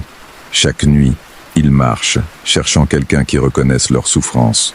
La figure la plus proche était maintenant à moins d'1 mètre. Je pouvais voir à travers elle, mais sa présence était pourtant solide, réelle. Et alors, sur son visage flou, je vis quelque chose qui me brisa le cœur. Des larmes. Elle pleurait. « Je suis désolé », murmurai-je sans réfléchir. « Je suis désolé pour ce qui vous est arrivé. » La figure s'arrêta. Toutes les figures s'arrêtèrent. Les chuchotements cessèrent. Dans le silence absolu qui suivit, je pus entendre mon propre cœur battre à tout rompre. La figure devant moi inclina la tête, un geste presque de remerciement. Puis, lentement, elle commença à s'estomper. Une par une, les autres figures firent de même, se dissolvant comme de la brume sous le soleil, jusqu'à ce que le couloir soit vide. Les lumières du 2e étage s'allumèrent brusquement, clignotant brièvement avant de se stabiliser. L'air retrouva sa température normale. C'était comme si rien ne s'était passé. Je me laissai tomber contre le mur, respirant par à-coups. Madame Elvira s'approcha et posa sa main ridée sur mon épaule. « Maintenant tu le sais, dit-elle doucement. Maintenant tu as vu ce que je vois chaque nuit depuis 25 ans. Pourquoi personne d'autre ne le sait? Pourquoi Mère Clara ne m'a-t-elle pas averti? Parce que tout le monde ne peut pas les voir. Seules certaines personnes, celles qui ont une sensibilité pour ces choses. Je les vois. L'infirmière précédente les voyait aussi. C'est pourquoi elle a démissionné après seulement 2 semaines. J'ai passé le reste de la nuit dans un état de choc, faisant mes rondes mécaniquement, attendant que le jour se lève. Je n'ai pas revu les figures cette nuit-là, mais je pouvais sentir leur présence, une lourdeur dans l'air, une tristesse qui imprégnait chaque recoin du bâtiment. Quand Mère Clara est arrivée à 7 heures du matin, elle m'a trouvé pâle et tremblante. Je lui ai raconté ce que j'avais vu. Son visage est devenu sévère. Ce sont des imaginations, Anna. La fatigue, l'anxiété du premier jour, l'obscurité. Je te conseille de bien te reposer pendant la journée. Mais Madame Elvira les voit aussi, elle me l'a dit. Elvira a une démence sénile. Tu ne peux pas prendre au sérieux ce qu'elle dit. Son ton était définitif. Il n'admettait pas de discussion. Je suis rentré chez moi ce matin décidé à démissionner. Je ne pouvais pas travailler à cet endroit, peu importe combien il payait. Mais quand je suis arrivé dans mon appartement et que j'ai vu les factures accumulées, la réalité m'a frappé. J'avais besoin de ce travail. Je n'avais pas d'autres options immédiates. Je me suis convaincu que c'était une hallucination. Stress, fatigue, suggestion par les mots d'Elvira. J'ai décidé de lui donner une autre chance. La deuxième nuit a été pire. Les apparitions ont commencé plus tôt, à 2 heures du matin. Cette fois, ce n'était pas seulement des silhouettes dans le couloir. Elles étaient dans les chambres. Je les ai vues debout à côté des lits des personnes âgées, les regardant dormir. Certaines se penchaient sur eux, comme si elles leur murmuraient à l'oreille. Dans la chambre 203, j'ai vu une silhouette à genoux, à côté du lit de Don Ramiro, un homme de 86 ans dans un état presque végétatif. La silhouette, une femme en robe longue du 19e siècle, pleurait en silence, ses épaules tremblant. « Que veulent-ils » demandai-je à haute voix, me surprenant moi-même par mon propre courage. La silhouette leva son visage vers moi. Pendant un instant, ses traits devinrent plus clairs. Elle était jeune, peut-être dans la vingtaine, avec les cheveux relevés. Et dans ses yeux, je vis une douleur si profonde qu'elle me coupa le souffle. « Souvenez-vous » murmura-t-elle. Et cette fois j'entendis la voix avec clarté. « Souvenez-vous que nous existons. Souvenez-vous de nos noms. Souvenez-vous que nous souffrons. Souvenez-vous que nous mourrons ici, seuls, oubliés. Comment puis-je vous aider ?» Les larmes coulèrent sur mes joues sans que je puisse les contrôler. « Les noms » dit une autre voix derrière moi. Je me retournai et vis un jeune homme, également vêtu à la mode du 19e siècle. Nos noms ont été oubliés. Personne ne sait qui nous étions. Personne ne prie pour nous. Personne ne nous pleure. Où sont leurs noms ? En bas, répondit une troisième voix. Dans le sous-sol, les vieux registres de l'hôpital. Ils sont là, couverts de poussière, oubliés comme nous. Les figures ont commencé à s'estomper à nouveau, mais cette fois, je n'ai pas ressenti de peur. J'ai ressenti de la détermination. Le lendemain matin, avant de partir, j'ai demandé à Mère Clara l'accès au sous-sol. Elle s'est montrée réticente. « Pourquoi as-tu besoin d'aller au sous-sol ? Il n'y a rien là-bas que des vieux objets. J'ai besoin de voir les anciens dossiers, de l'hôpital d'origine. » Son expression se durcit. « Pourquoi ? S'il te plaît, Mère Clara, c'est important pour moi. » Après un long silence, elle soupira. « D'accord, mais fais attention. Les escaliers sont dangereux et il y a beaucoup d'humidité. » Le sous-sol était exactement comme je l'avais imaginé, sombre, humide, rempli de boîtes et de meubles couverts de draps. Mère Clara me donna une puissante lampe de poche et me laissa seule. Il m'a fallu presque 3 heures, mais j'ai finalement trouvé ce que je cherchais.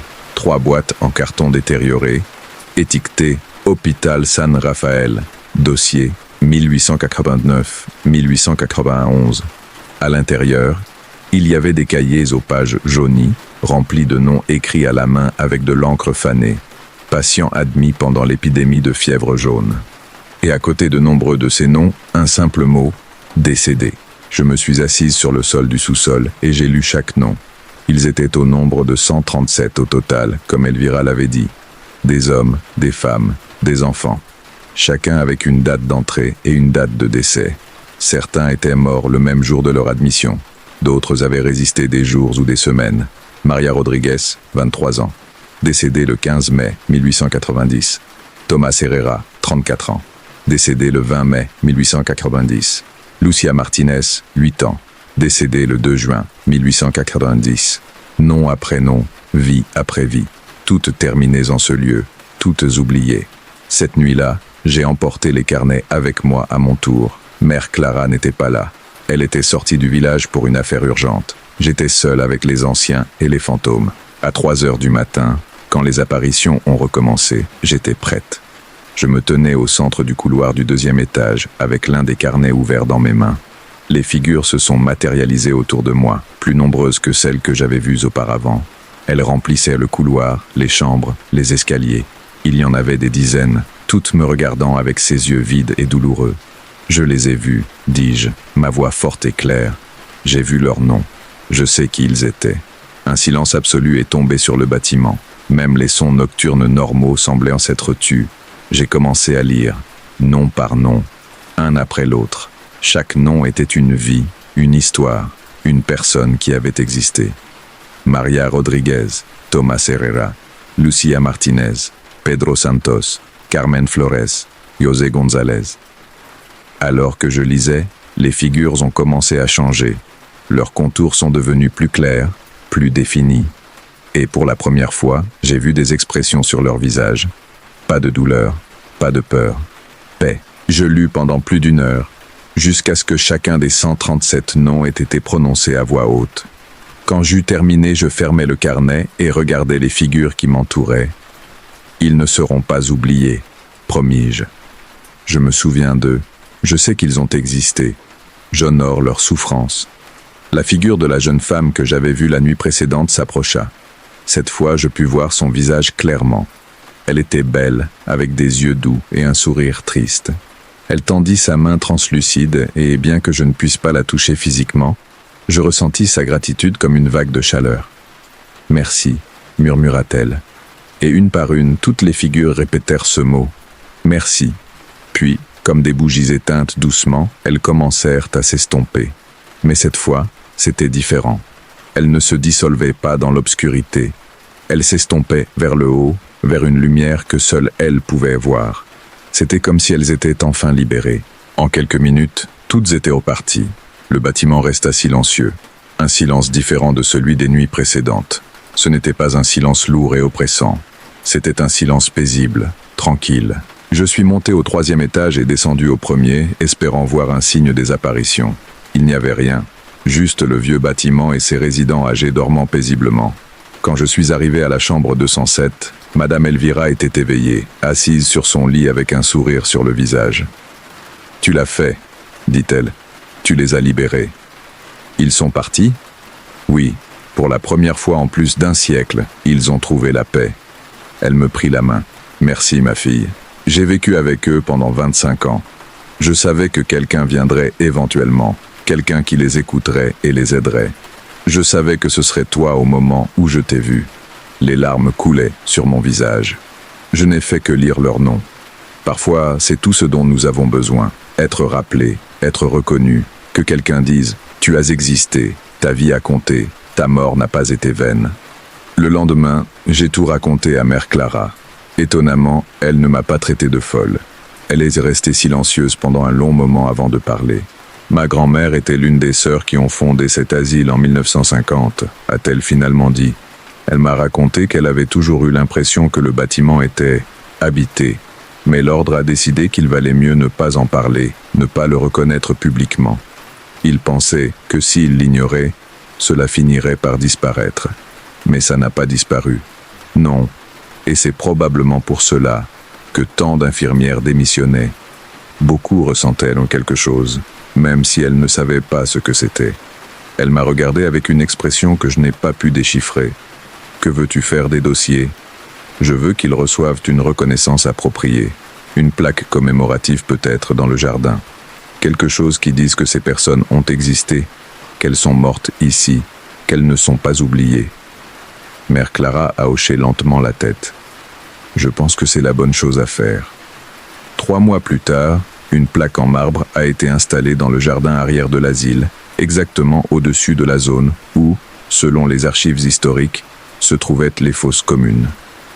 La plaque disait « En mémoire des 137 âmes qui ont péri dans ce bâtiment pendant l'épidémie de fièvre jaune de 1890, leurs noms ne seront pas oubliés, leur souffrance est rappelée, qu'ils reposent en paix éternelle. » En dessous, gravés en petites lettres, se trouvaient tous les noms que j'avais lus cette nuit-là. J'ai travaillé dans l'asile pendant 2 années de plus. Je n'ai jamais revu les apparitions. Les nuits étaient calmes, paisibles. D'autres employés commentaient que l'ambiance du lieu avait changé, qu'elle se sentait plus légère d'une certaine manière. Doña Elvira a vécu 3 années de plus. Le jour avant sa mort, elle m'a appelé dans sa chambre. « Je ne les entends plus », m'a-t-elle dit avec un sourire. Pour la première fois en des décennies, le silence de cet endroit est vraiment silence. Tu leur as donné ce dont ils avaient besoin.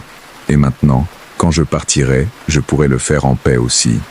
Elle est décédée dans son sommeil cette nuit-là, tranquille, sereine, avec une expression de paix sur son visage. Parfois, je pense à ces nuits, à ces figures désespérées cherchant à être rappelées. Et je me demande combien d'autres lieux existent comme cet asile. Combien d'autres âmes attendent dans l'obscurité juste pour entendre leur nom prononcé une fois de plus, juste pour savoir que leur existence n'a pas été complètement effacée du monde. Car au final, n'est-ce pas cela que nous redoutons tous? N'est-ce pas l'oubli la véritable et ultime mort? Maintenant, chaque jour des morts, je visite ce jardin. J'apporte des fleurs et les place devant la plaque. Je lis certains des noms à voix haute. Et chaque fois que je le fais, je sens une douce brise, comme un soupir de gratitude, comme si ces âmes, où qu'elles soient maintenant, pouvaient encore m'entendre. Et je leur rappelle qu'elles ne sont pas oubliées, jamais elles ne le seront. Et ainsi se termine l'expérience d'Anna. Elle a cessé de travailler à l'asile il y a des années, mais elle m'a dit que chaque fois qu'elle passe près du bâtiment, elle ressent une tranquillité spéciale, comme si elle savait qu'elle avait fait quelque chose d'important. As-tu déjà ressenti des présences dans des lieux anciens ? As-tu visité des endroits où tu sais que des tragédies se sont produites ? J'aimerais beaucoup lire tes expériences dans les commentaires. Chaque histoire, chaque témoignage aide à garder ces mémoires vivantes. Prends soin de toi et à la prochaine narration.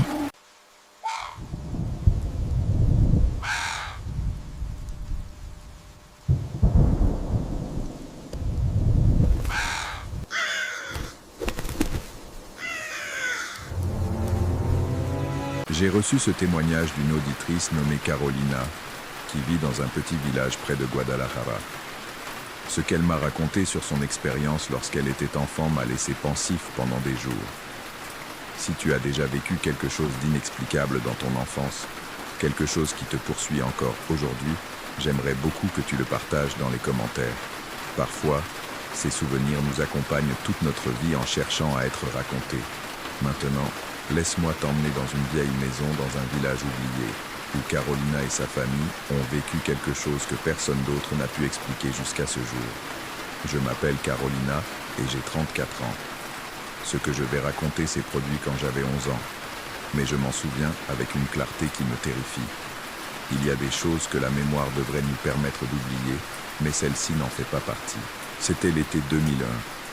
Mes parents venaient de divorcer et ma mère a décidé que nous avions besoin d'un changement radical. Elle a vendu notre appartement à Guadalajara et, avec cet argent et ses économies, elle a acheté une vieille maison dans un village appelé San Isidro, à environ 2 heures de la ville. Elle disait que ce serait bien pour nous, plus calme, plus économique, que nous pourrions recommencer à zéro. Je ne voulais pas y aller. J'avais des amis en ville, mon école, ma vie, mais on ne m'a pas laissé le choix. Ainsi, fin juillet, ma mère, mon petit frère Thomas, qui avait alors 8 ans, et moi avons déménagé à San Isidro. La maison était énorme, bien plus grande que notre appartement. Elle avait 2 étages, 6 pièces, une cour arrière avec des arbres fruitiers et un sous-sol que ma mère a dit que nous utiliserions comme cave. Elle était magnifique, oui, mais il y avait quelque chose en elle qui me mettait mal à l'aise dès le premier instant. Je ne peux pas l'expliquer. C'était comme si la maison t'observait. Ce qui m'a le plus frappé, ce sont les miroirs. Il y avait des miroirs partout. Dans chaque pièce, dans chaque couloir, certains petits, d'autres énormes, allant du sol au plafond. Des miroirs anciens avec des cadres ornés, dorés, argentés, certains en bois sculpté. Quand j'ai demandé à ma mère pourquoi il y en avait autant, elle haussa les épaules. Les anciens propriétaires devaient aimer les miroirs. Ils sont magnifiques, tu ne trouves pas? Décoratifs. Ils donnent l'impression que la maison est plus grande, mais je n'aimais pas ça. Il y avait quelque chose d'inquiétant à voir constamment ton reflet, à chaque coin que tu regardais. Les premiers jours furent chaotiques. Déballer, arranger les meubles, nettoyer la poussière accumulée. La maison était vide depuis presque 2 ans, nous a dit l'agent immobilier. Les anciens propriétaires étaient départis brusquement, mais il n'a pas donné plus de détails. Ma chambre était au 2e étage, au bout du couloir. Elle était spacieuse, avec une grande fenêtre donnant sur la cour arrière. Et, bien sûr, elle avait un miroir. Un vieux miroir à cadre doré qui couvrait presque tout le mur en face de mon lit. J'ai demandé à ma mère de l'enlever. « Pourquoi ? Il est magnifique, dit-elle. Je n'aime pas. Ça me fait peur. Carolina, ne sois pas ridicule. Ce n'est qu'un miroir. Mais il est juste en face de mon lit. Je ne veux pas me voir quand je me réveille. » Ma mère a soupiré, fatiguée. « D'accord, Nous le couvrirons avec un drap si ça te dérange tant, mais nous ne l'enlèverons pas. Il est fixé au mur et nous risquerions d'endommager le plâtre. Cette nuit-là, nous avons accroché un drap blanc sur le miroir. Il était complètement couvert. Je me suis senti un peu mieux. La première semaine a été étrangement calme. Nous avons exploré le village, rencontré les voisins, acheté ce qui était nécessaire pour la maison. Thomas semblait bien s'adapter. Moi, je regrettais ma vie d'avant, mais je faisais un effort. Tout a changé la 8e nuit. Je me suis réveillé sans raison apparente. Il était tard, après minuit selon l'horloge sur ma table de nuit. La maison était en silence complet. Je suis resté allongé, regardant le plafond, me demandant ce qui m'avait réveillé. Puis je l'ai remarqué. Le drap qui couvrait le miroir était par terre. Je me suis assise sur le lit, le cœur battant plus vite. Il a dû tomber, ai-je pensé. Il était mal accroché. C'est tout. Mais en regardant maintenant le miroir découvert, j'ai vu quelque chose qui a glacé mon sang. Mon reflet ne faisait pas la même chose que moi. J'étais assise sur le lit, regardant le miroir. Mais mon reflet était allongé, de côté, me regardant directement. J'ai cligné des yeux. Une fois. 2 fois. Mon reflet n'a pas cligné. Il me regardait simplement avec de très grands yeux, sans bouger. J'ai crié. Ma mère est arrivée en courant, allumant les lumières dans le couloir. Elle est entrée dans ma chambre, les cheveux en désordre et l'expression inquiète. Qu'est-ce qui se passe? Qu'est-ce qui se passe? J'ai pointé le miroir d'une main tremblante. Le miroir. Mon reflet était... Mais quand j'ai regardé à nouveau, mon reflet était normal. Moi assise sur le lit, en train de signaler. Ma mère debout près de la porte. Tout était correct. « Carolina, qu'est-ce qui t'arrive ?» a demandé ma mère en s'approchant. Moi, j'ai vu... Je ne savais pas comment l'expliquer. Ça semblait ridicule même dans ma tête. La drap était tombée. Ma mère a regardé la drap sur le sol. Elle devait être mal accrochée. Viens, je t'aide à la remettre. Non, je ne veux pas la couvrir. Je veux que tu l'enlèves. Carolina, on en a déjà parlé. S'il te plaît. J'étais au bord des larmes. S'il te plaît, maman, il y a quelque chose qui ne va pas avec ce miroir. MTD. Ma mère m'a regardé avec cette expression que les adultes utilisent quand ils pensent que tu es irrationnel mais ne veulent pas être durs avec toi. C'est bon. Demain, on verra comment l'enlever sans endommager le mur. Pour ce soir, veux-tu dormir avec moi? J'ai hoché la tête.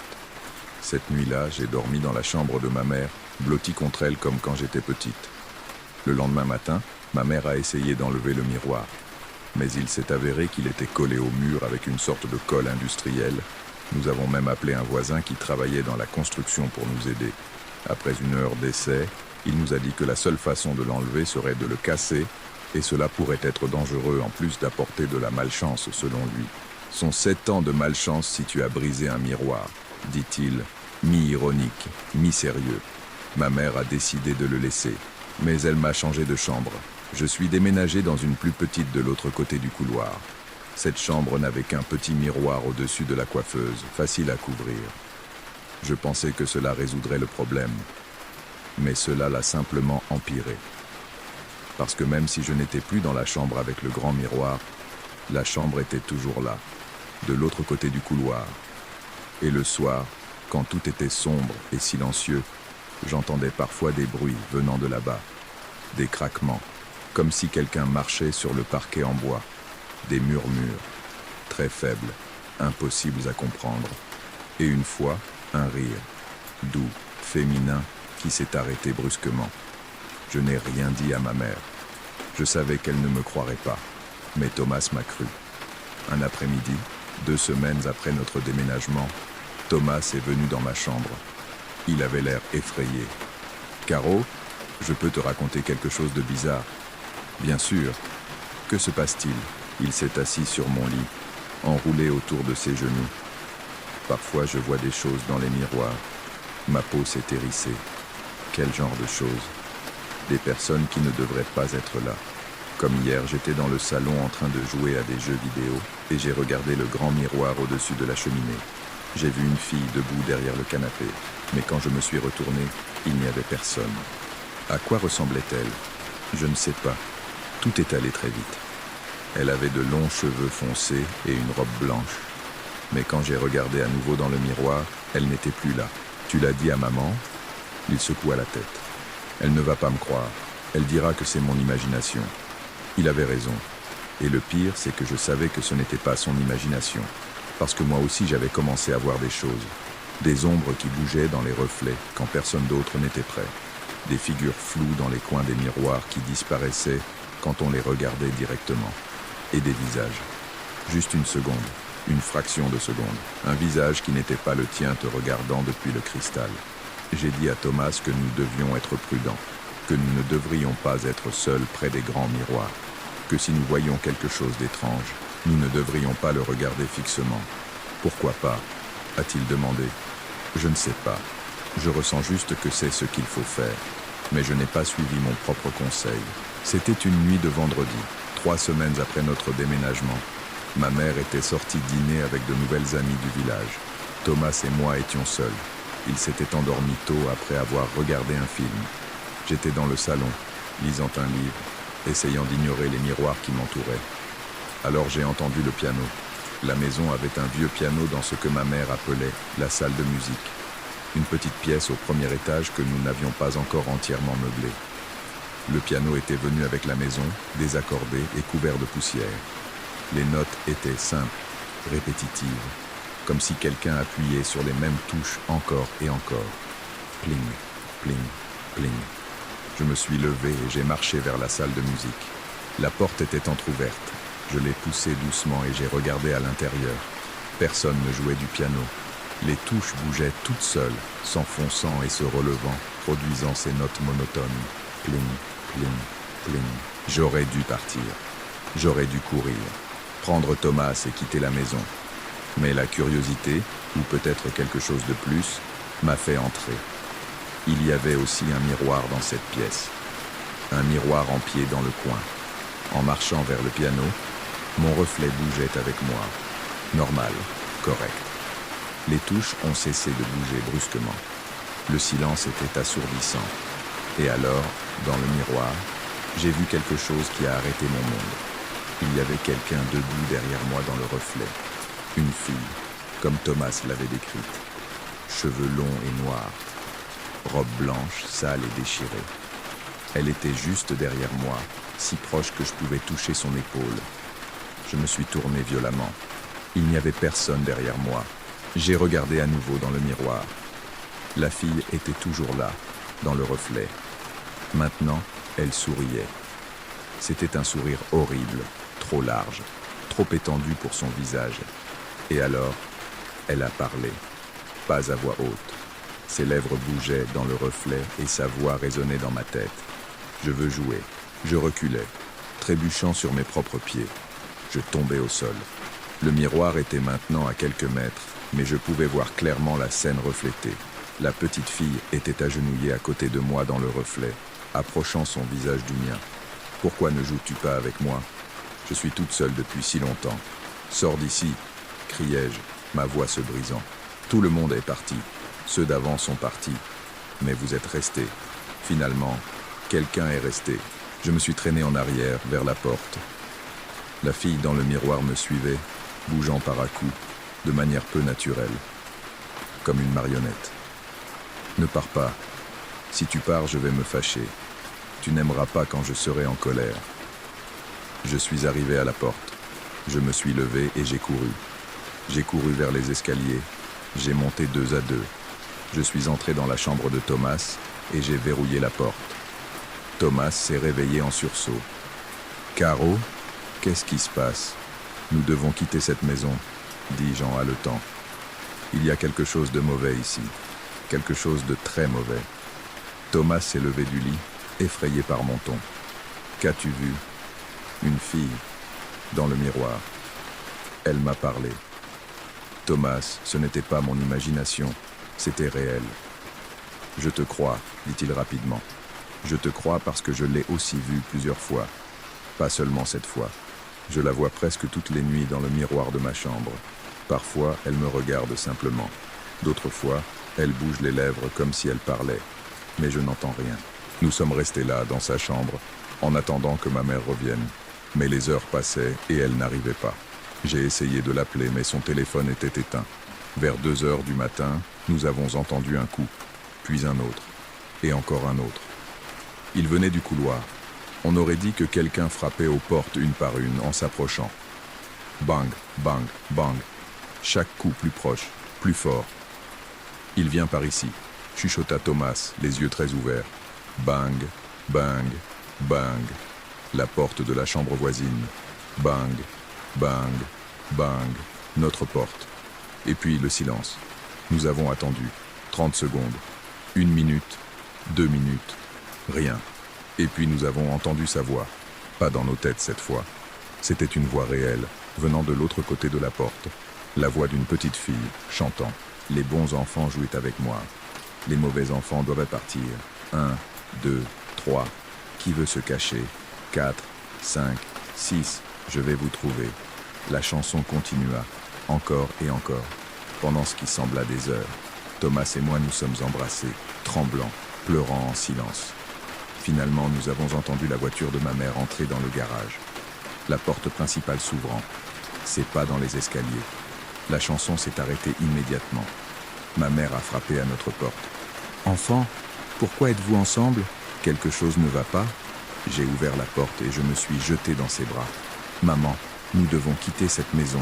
S'il te plaît, nous ne pouvons pas rester ici. » Nous lui avons raconté tout, chaque détail.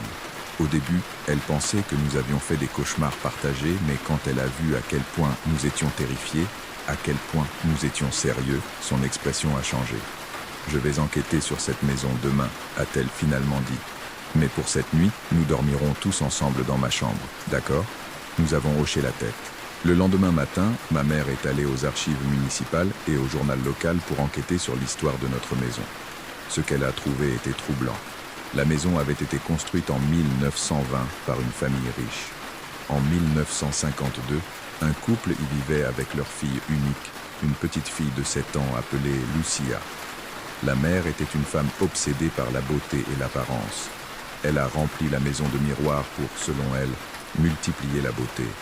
Mais Lucia est née avec une déformation faciale, une malformation de sa bouche qui lui donnait une apparence perturbante. Sa mère, honteuse, la maintenait enfermée dans la maison. Elle n'allait pas à l'école, elle n'avait pas d'amis. Il n'y avait qu'elle et les miroirs. Les voisins de l'époque rapportaient qu'ils entendaient parfois la petite fille pleurer, supplier qu'on la laisse sortir. Mais sa mère insistait que tout allait bien. Une nuit de 1959, il y eut un incendie dans la cave. Lorsque les pompiers arrivèrent, ils trouvèrent les parents sains et saufs à l'extérieur. Mais Lucia était toujours à l'intérieur, piégée dans sa chambre au 2e étage. Sa mère avait fermé la porte à clé de l'extérieur. Lucia est morte dans cet incendie. Elle n'avait que 14 ans. Les parents ont été enquêtés mais jamais formellement accusés. Ils ont quitté le village et la maison est restée abandonnée pendant des années. Depuis, elle a eu plusieurs propriétaires, mais aucun ne restait plus de quelques mois. Tous rapportaient des choses étranges, des bruits, des apparitions, des voix. Mais les agents immobiliers minimisaient toujours ces rapports, désespérés de vendre la propriété maudite. Quand ma mère nous a raconté cela, j'ai su que nous ne pouvions pas rester. Et à mon soulagement, elle a été d'accord. « Nous allons perdre de l'argent », dit-il. « Mais cela n'en vaut pas la peine. Ça ne vaut pas la peine de vivre dans la peur chez soi. » Cette même semaine, nous avons mis la maison en vente. En attendant, nous sommes allés vivre chez ma grand-mère à Guadalajara. Nous sommes retournés à la maison une seule fois de plus pour récupérer le reste de nos affaires. C'était pendant la journée, avec les lumières allumées et tous les miroirs couverts de draps. Mais pendant que je faisais mes valises dans ma vieille chambre, celle avec le grand miroir que nous n'avons pas pu enlever, j'ai ressenti une présence. Lentement, j'ai levé les yeux vers le drap qui couvrait le miroir. Le drap bougeait, comme s'il y avait une brise, mais il n'y avait pas de fenêtres ouvertes.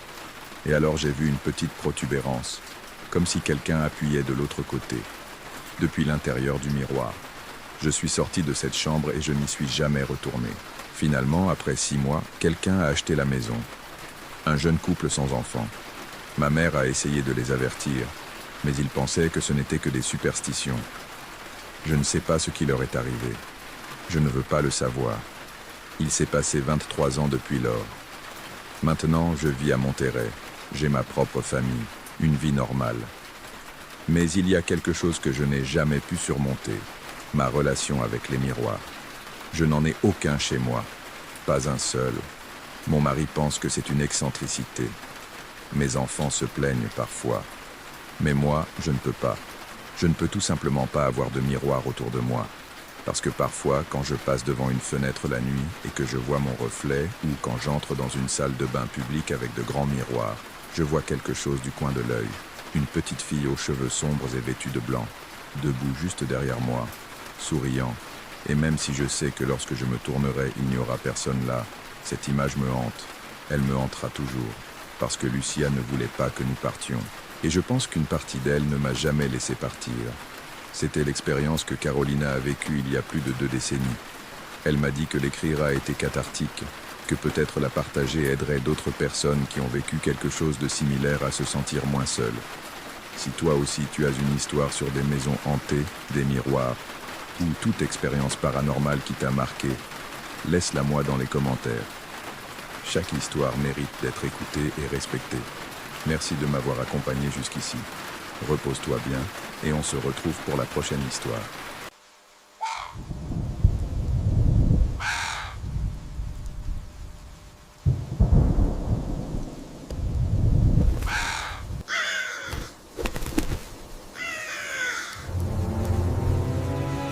Un de mes abonnés, de la chaîne, m'a partagé cette expérience il y a quelques jours, et depuis que je l'ai lu, je n'ai pas pu arrêter d'y penser. Elle, a préféré rester anonyme, et je le respecte complètement. Si après avoir entendu cela, tu ressens que tu as vécu quelque chose de similaire, ou si tu connais un endroit qui ne devrait tout simplement pas exister, j'aimerais que tu le partages dans les commentaires. Parfois, les histoires les plus perturbantes sont celles qui n'apparaissent jamais sur aucune carte. Voici ce qui lui est arrivé elle, a décidé de prendre un raccourci sur une route qui n'était pas là où elle aurait dû être. Je suis conducteur de camion depuis 15 ans. J'ai parcouru pratiquement toute l'Amérique latine en transportant des marchandises et je pensais connaître chaque route, chaque raccourci, chaque village perdu entre les montagnes. Je pensais qu'il n'y avait plus de surprises pour moi sur les routes. Je me suis trompé. Tout a commencé un jeudi d'octobre. Je devais livrer une cargaison d'électroménager dans une ville à 8 heures de route. Je suis parti tôt, vers 5 heures du matin, lorsque le ciel était encore sombre et les rues vides. Mon camion, un vieux Volvo qui m'avait accompagné pendant des années, ronronnait de manière fiable en laissant derrière lui les lumières de la ville. Les premières heures se sont déroulées sans incident. Musique à la radio, café dans la thermos, le paysage changeant progressivement d'urbain à rural. À 10 heures du matin, j'étais déjà sur une route de montagne, ces routes sinueuses où il faut réduire la vitesse à chaque virage et où le GPS perd parfois le signal pendant plusieurs minutes. C'est dans l'une de ces zones sans signal que j'ai vu la déviation. Il n'était pas marqué sur mon GPS. Il n'apparaissait sur aucune de mes cartes. Mais il était là. Un chemin asphalté qui se ramifiait de la route principale, s'enfonçant entre les arbres. Ce qui était curieux, c'était que l'asphalte semblait neuf, impeccable, sans nid de poule, sans fissures, sans les marques d'usure que l'on attend sur les routes secondaires de montagne. Il y avait un panneau, en vieux bois, avec des lettres peintes à la main qui disaient « Aller-retour, 45 km de moins ». 45 km de moins signifiait économiser presque 1 heure, et j'avais un léger retard à cause d'une étape technique précédente. Sans trop réfléchir, je tournai le volant et pris la déviation. Les premières minutes furent agréables. La route était même meilleure que la route principale. Lisse, bien entretenue, avec des lignes jaunes parfaitement peintes au centre. Les arbres de chaque côté formaient un tunnel vert qui bloquait le soleil, créant une pénombre fraîche et tranquille. Mais quelque chose me dérangeait. Je ne pouvais pas identifier exactement quoi. Peut-être le silence. Même avec les fenêtres fermées et le moteur du camion rugissant, je pouvais sentir qu'il n'y avait pas de bruit dehors. Aucun oiseau, aucun insecte, aucun son de vent entre les feuilles. Je continuais à conduire. 5 km, 10, 15. La forêt ne changeait pas. Elle était exactement la même à chaque étape. Les mêmes grands arbres droits, la même lumière verdâtre filtrée, la même absence totale de vie sauvage. Je n'ai même pas vu un lapin traverser la route, ce qui était étrange car sur les routes de montagne, il y a toujours des animaux. À 20 km, j'ai vu le premier bâtiment. C'était une maison, petite, en bois, avec un toit en tuiles rouges. Elle était au bord de la route, avec un jardin avant qui semblait parfaitement entretenu. Des fleurs aux couleurs vives poussaient en lignes ordonnées. Un balancier pendait d'un arbre dans la cour, mais il n'y avait personne. J'ai ralenti en observant. Les fenêtres de la maison étaient affermées mais propres. La porte principale, peinte en bleu clair, semblait fraîchement vernissée. Il n'y avait pas de voiture dans le garage ni de linge étendu dans la cour. Aucun signe de vie, mais pas non plus d'abandon. J'ai continué. À 500 mètres plus loin, une autre maison est apparue, semblable à la première. Bien entretenue, vide, avec un jardin impeccable et un vélo d'enfant appuyé contre le mur, comme si quelqu'un venait de le laisser là.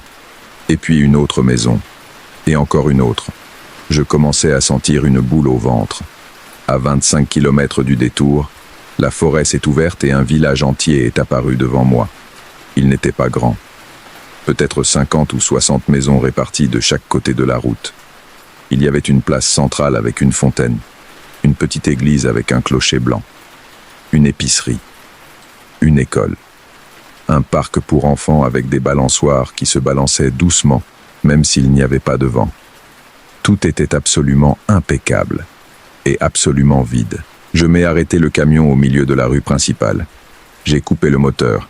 Le silence qui a suivi était si dense que je pouvais le sentir appuyant contre mes oreilles. Je suis resté assis dans la cabine, les mains encore sur le volant, essayant de comprendre ce que je voyais. Ce n'était pas un village fantôme. Les villages fantômes sont délabrés, avec des fenêtres cassées et des mauvaises herbes poussant entre les fissures du trottoir. Cet endroit semblait habité, mais il n'y avait pas une seule personne.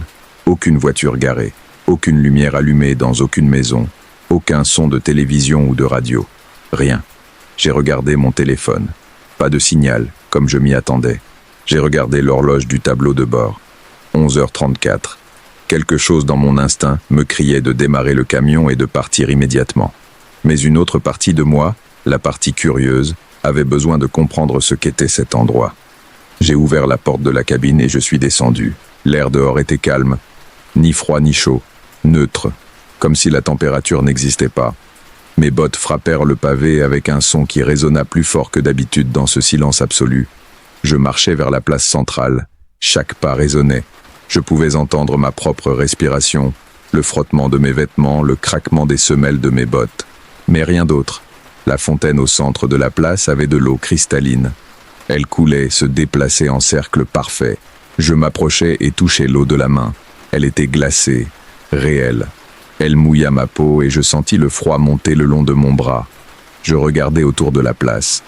Les bancs étaient propres, sans feuilles ni saleté. Les arbres plantés dans des jardinières en béton étaient parfaitement taillés. La pelouse du parc central était d'un vert vif et court, comme si quelqu'un l'avait coupée ce matin même. Mais il n'y avait personne. Je me suis dirigé vers l'épicerie.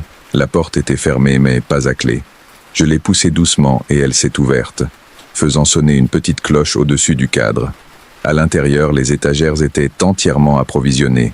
Des boîtes de nourriture, des paquets de biscuits, des bouteilles de soda. Tout était parfaitement organisé, avec les prix indiqués sur des étiquettes écrites à la main. Il y avait une vieille caisse enregistreuse sur le comptoir, fermée.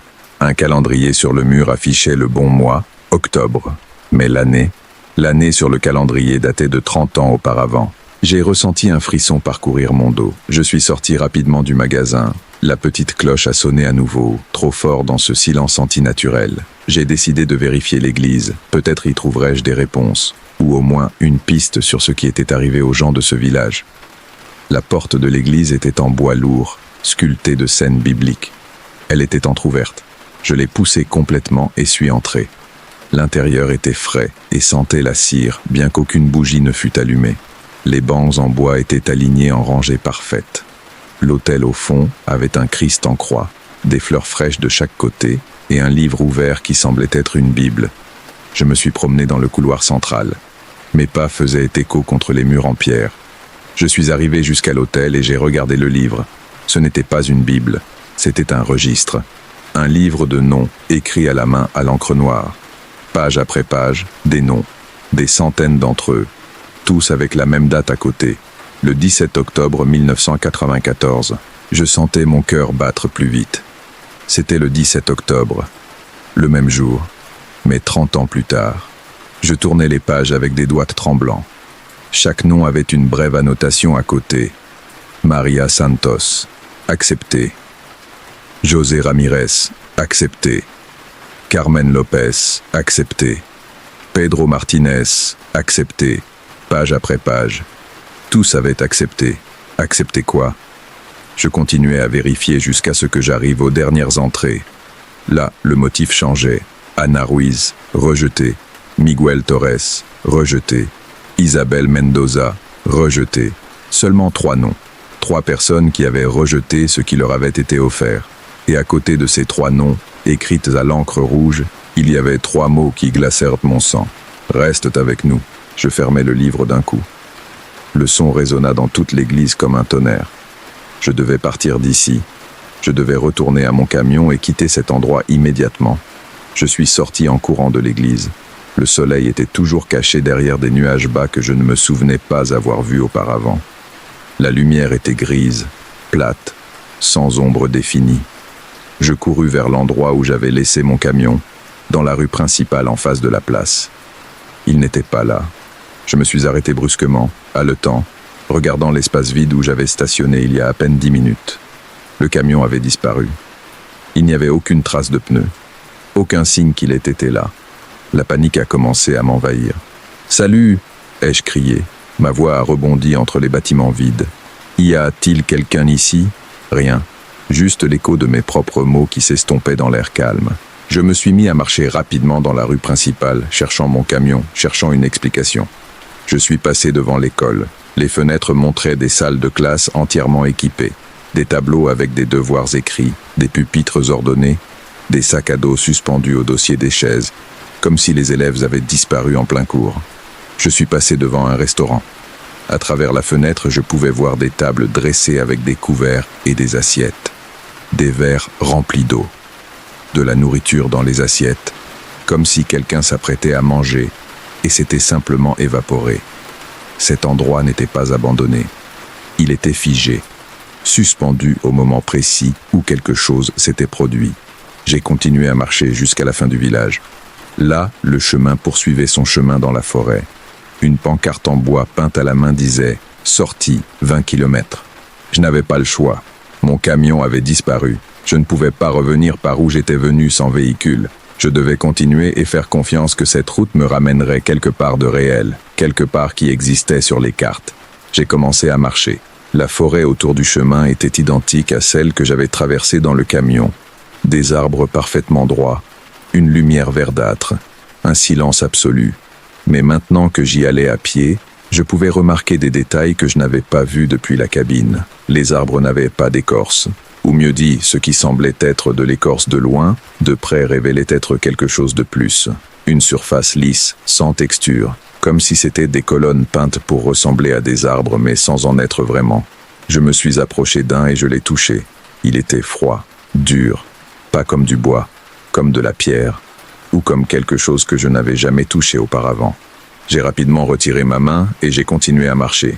Après ce que j'ai ressenti comme 1 heure, bien que ma montre indiquait toujours 11h34, j'ai entendu quelque chose. Des pas, derrière moi.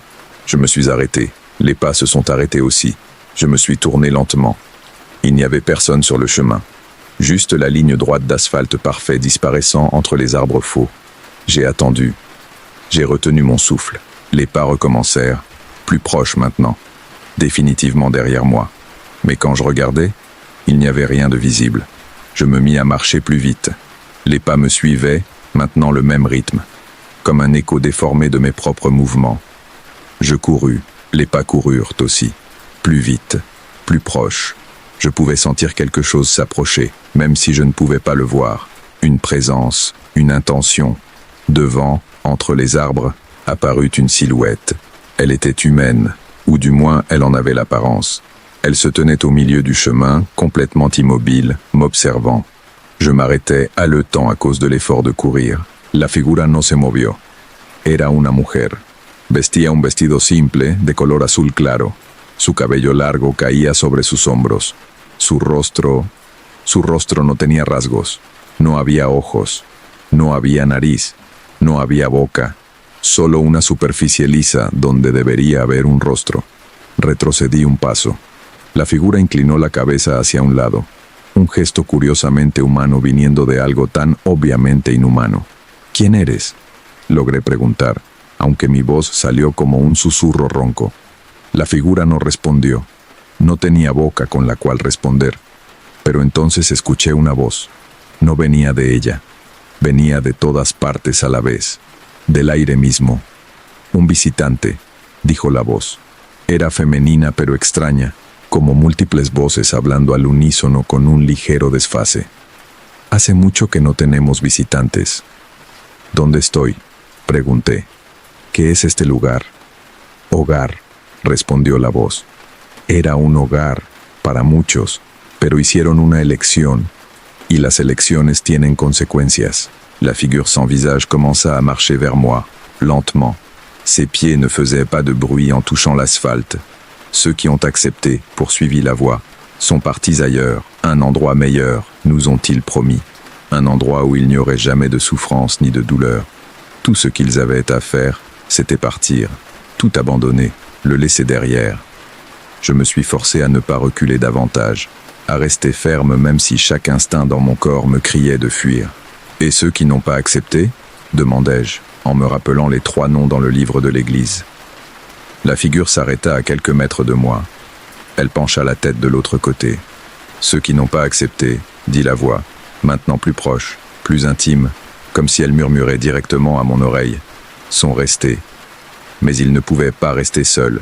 Alors, nous leur avons offert une compagnie. Nous leur avons donné un village entier, parfait, immuable, éternel. Cet endroit, expliqua la voix, est la mémoire. C'est l'écho de ce qui a été. Ceux qui ont rejeté l'offre ne voulaient non pas quitter leur foyer. Ainsi, leur foyer ne les a jamais quittés. Ils restent ici, pris au piège dans le dernier instant avant que le reste ne parte. Et ils restent aussi, veillant, attendant, maintenant tout exactement comme il était. Où sont-ils ? Demandai-je. Où sont ces 3 personnes ?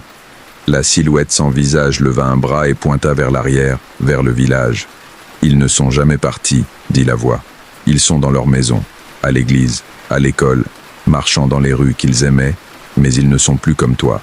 Ils ne sont plus comme ils étaient. Ils font partie du lieu maintenant, inséparables de lui. Je sentis mes jambes trembler. Et moi ? Demandai-je. Qu'est-ce qui va m'arriver ? La silhouette abaissa le bras, inclina la tête en avant, comme si elle m'étudiait alors qu'elle n'avait pas d'yeux pour voir. Tu as pris le détour, dit la voix. Tu as choisi de venir ici. Tous les 30 ans, à cette date précise, le chemin apparaît. C'est une invitation, une opportunité pour quelqu'un de nouveau de découvrir cet endroit. Et quand ils le font, on leur pose une question. Mon cœur battait si fort que je pensais qu'il allait sortir de ma poitrine. Quelle question ? Chuchai. La silhouette sans visage fit un pas de plus vers moi, et un autre, jusqu'à ce qu'elle soit si proche que je pourrais la toucher. La voix, maintenant directement dans ma tête, demanda « Acceptes-tu de rester ?» Le monde autour de moi changea. Je n'étais plus sur le chemin de la forêt. J'étais de retour au village. Mais le village avait changé. Il y avait maintenant des gens. Des dizaines de personnes marchaient dans les rues, faisaient leurs courses dans les magasins, assises sur les bancs de la place. Des enfants jouaient dans le parc. Tout semblait normal, vivant, réel. Mais quand je regardais de plus près, je pouvais voir que quelque chose n'allait pas avec toutes ces personnes. Elles bougeaient légèrement désynchronisées, comme des acteurs suivant un script mais oubliant leurs lignes de temps en temps. Leurs visages changeaient subtilement quand on ne les regardait pas directement, révélant pendant une seconde cette même surface lisse et sans traits avant de revenir à la normale. « Tu peux rester », offrit la voix. « Tu peux vivre ici, en paix, en perfection. Tu ne vieillirais jamais, tu ne souffrirais jamais, tu n'aurais jamais à t'inquiéter de rien. Tout ce que tu as à faire, c'est accepter, c'est-à-dire dire oui. » C'était tentant, terriblement tentant. Une partie de moi, celle fatiguée de conduire pendant des heures, de travailler jusqu'à l'épuisement, de m'inquiéter pour l'argent, les délais et les livraisons, voulait dire oui.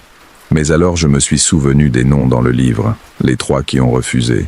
Ils restent avec nous, pas comme des invités, comme des prisonniers. Et si je dis non ? Demandai-je. La voix garda le silence un instant. Le peuple autour de moi se figea. Les gens cessèrent de bouger. Les enfants restèrent suspendus dans l'air au milieu de leur saut. Tout s'arrêta sauf moi et la silhouette sans visage devant moi. « Si tu dis non, répondit enfin la voix, tu dois partir, et tu ne pourras jamais revenir, et tu ne pourras jamais parler de cet endroit, parce que si tu le fais, si tu essaies de guider d'autres ici, si tu essaies d'exposer ce que nous sommes, alors tu rompras l'accord, et nous viendrons te chercher, peu importe où tu es, peu importe combien de temps cela prendra, finalement, nous viendrons. » J'avalis ma salive, ma gorge était sèche. « Quelle est ta réponse ?» demanda la voix. Je regardais autour du village figé. Je regardais les visages sans expression des personnes qui n'étaient pas des personnes. Je regardais la perfection artificielle de chaque bâtiment, chaque arbre, chaque détail méticuleusement maintenu dans un état de conservation impossible. Et je me souvins de mon camion, de ma vie, de mon monde réel, avec toutes ses imperfections et ses difficultés. « Non, dis-je fermement, je n'accepte pas, je veux partir. » Pendant un instant, rien ne s'est passé. Puis, le peuple a commencé à disparaître. Pas d'un coup, progressivement, comme une photographie exposée trop longtemps au soleil. Les couleurs sont devenues plus pâles, les bâtiments plus translucides. Les personnes figées sont devenues comme des fantômes avant de disparaître complètement. La silhouette sans visage a été la dernière à partir. Elle est restée là, m'observant avec sa tête inclinée, jusqu'à ce qu'elle aussi se dissolve dans l'air comme de la fumée. Et puis j'étais de retour sur la route, seul, entouré d'arbres réels avec une écorce véritable et des feuilles qui murmuraient avec le vent réel.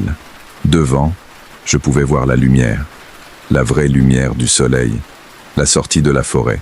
Je courus vers elle. Quand j'ai émergé entre les arbres, j'ai failli pleurer de soulagement. J'étais de retour sur la route principale, la même route de montagne que je parcourais ce matin-là. Et là, garé sur la bande d'arrêt d'urgence à une centaine de mètres, se trouvait mon camion. Je courus vers lui. La porte était déverrouillée. Les clés étaient dans le contact. Tout était exactement comme je l'avais laissé, sauf qu'il y avait maintenant une fine couche de poussière sur le tableau de bord, comme si le camion était resté là pendant des jours. Je démarrai le moteur. Le Volvo prit vie avec son rugissement familier et réconfortant. Je regardais l'horloge du tableau de bord. 16h37. Plus de 5 heures s'étaient écoulées depuis que j'avais pris le détour. Mais pour moi, cela avait semblé beaucoup moins, ou peut-être beaucoup plus. Le temps dans cet endroit ne fonctionnait pas normalement. Je conduisis sans m'arrêter jusqu'à ma destination. J'ai livré la cargaison en retard, inventé une excuse sur des problèmes mécaniques et me suis enregistré dans un hôtel bon marché pour passer la nuit. Cette nuit-là, je n'ai pas dormi. Chaque fois que je fermais les yeux, je voyais la silhouette sans visage. J'entendais la voix m'offrant de rester dans ce village parfait et mort. Le lendemain matin, j'ai cherché sur Internet. J'ai enquêté sur des villages disparus dans cette région. J'ai trouvé quelque chose. Il y avait une fois un village. Il s'appelait San Isidro del Valle. En octobre 1994, tous ses habitants ont disparu en une seule nuit. Ils sont simplement partis. Ils ont laissé leur maison, leurs biens, tout. Lorsque les autorités sont arrivées quelques jours plus tard, elles ont trouvé le village complètement intact mais vide. Les enquêtes n'ont rien donné. Il n'y avait aucun signe de violence. Il n'y avait aucune preuve d'une évacuation planifiée. Les gens avaient simplement disparu. Avec le temps, l'affaire a été classée sans solution. On a supposé qu'il s'agissait d'un type de suicide collectif ou que tout le monde avait fui pour des raisons inconnues. Mais je connaissais la vérité. Ils avaient accepté une offre, une promesse de quelque chose de mieux. Et ils étaient donc partis vers un endroit que je ne pouvais ni suivre ni imaginer. Tous sauf 3 personnes. Ana Ruiz, Miguel Torres et Isabel Mendoza. Ceux qui avaient dit non, ceux qui avaient préféré rester chez eux, peu importe le prix. Et maintenant, ce foyer les maintenait prisonniers, piégés dans une écho éternelle du dernier instant, avant que tous les autres ne partent. Cela fait 2 mois depuis. Je suis retourné plusieurs fois sur cette route de montagne pour faire des livraisons dans la région. Chaque fois que je passe là où le détour devrait être, je regarde attentivement. Il n'y a rien, juste une forêt dense de chaque côté de la route. Pas de chemin secondaire, pas de panneau promettant un raccourci. Rien qui suggère qu'il y ait jamais eu une entrée à cet endroit. Mais je sais qu'il reviendra. Dans 30 ans, le 17 octobre, la route apparaîtra à nouveau. Et un autre conducteur fatigué cherchant à gagner du temps prendra ce détour. Et on lui posera la même question qu'à moi. Parfois, je me demande ce qui aurait pu arriver si j'avais dit oui. Si je marcherais maintenant dans ces rues parfaites, entouré de simulacres de personnes, vivant dans une perfection artificielle mais sans douleur ni problème. Parfois, je me demande ce qu'il reste des trois qui sont restés, s'ils sont toujours conscients là-dedans, s'ils savent ce qu'ils sont maintenant, s'ils souffrent dans leur prison de perfection, ou s'ils ont oublié ce qu'était être humain depuis si longtemps que cela n'a plus d'importance. Je n'ai pas de réponse. Je n'ai que ceci, la certitude absolue qu'il existe des endroits dans ce monde qui ne devraient pas exister. Des endroits piégés entre ce qu'ils ont été et ce qu'ils auraient pu être. Des endroits qui attendent patiemment que quelqu'un prenne le mauvais chemin. Et quand ils le feront, quand cette déviation apparaîtra devant eux en promettant un raccourci et du temps économisé, j'espère qu'ils se souviendront de quelque chose d'important. Certains raccourcis ne vous mènent pas là où vous voulez aller. Ils vous mènent là où quelque chose d'autre veut que vous soyez. Et une fois que vous y arrivez, en sortir demande plus que simplement dire non. Cela demande d'être prêt à porter la connaissance de cet endroit pour le reste de votre vie. Cela demande de vivre en sachant qu'il existe, qu'il attend, et qu'il reviendra éventuellement. Chaque fois que je conduis de nuit maintenant, je vérifie mes cartes obsessionnellement. Je m'assure de connaître chaque tronçon de chaque itinéraire. Je ne fais pas confiance aux raccourcis. Je ne fais pas confiance aux détours non marqués. Et chaque 17 octobre, peu importe où je suis, je m'assure d'être quelque part en sécurité, entouré de gens, loin de toute route isolée de montagne, parce que je sais que le village est toujours là, quelque part entre le réel et l'impossible, en attente, préservant sa perfection. Et les trois qui ont dit non continuent de marcher dans leur rue vide, purgant leur condamnation à l'éternité dans l'endroit qu'ils aimaient trop pour le laisser partir. Parfois, dans mes cauchemars, je vois la silhouette sans visage debout au bord de la route, me regardant passer, inclinaison de la tête dans ce geste curieusement humain, et j'entends la voix chuchotant dans mon esprit « Tu reviendras. » Finalement, tous reviennent, mais je refuse d'y croire. Je refuse d'accepter que cet endroit ait un quelconque pouvoir sur moi, au-delà de la peur qu'il m'inspire. Je continue à conduire, je continue à travailler, je continue à vivre ma vie imparfaite dans mon monde imparfait. Et chaque nuit, avant de dormir, je me répète la même chose, j'ai dit non. J'ai choisi de partir, et je suis libre. Même si parfois, dans l'obscurité juste avant l'aube, lorsque le monde est plus calme et le silence plus profond, je me demande si cela est vraiment vrai, ou si une partie de moi est restée dans ce village, en attendant, en observant, en comptant les jours jusqu'au prochain 17 octobre, lorsque le cycle recommencera. Voici comment se termine le récit que j'ai reçu.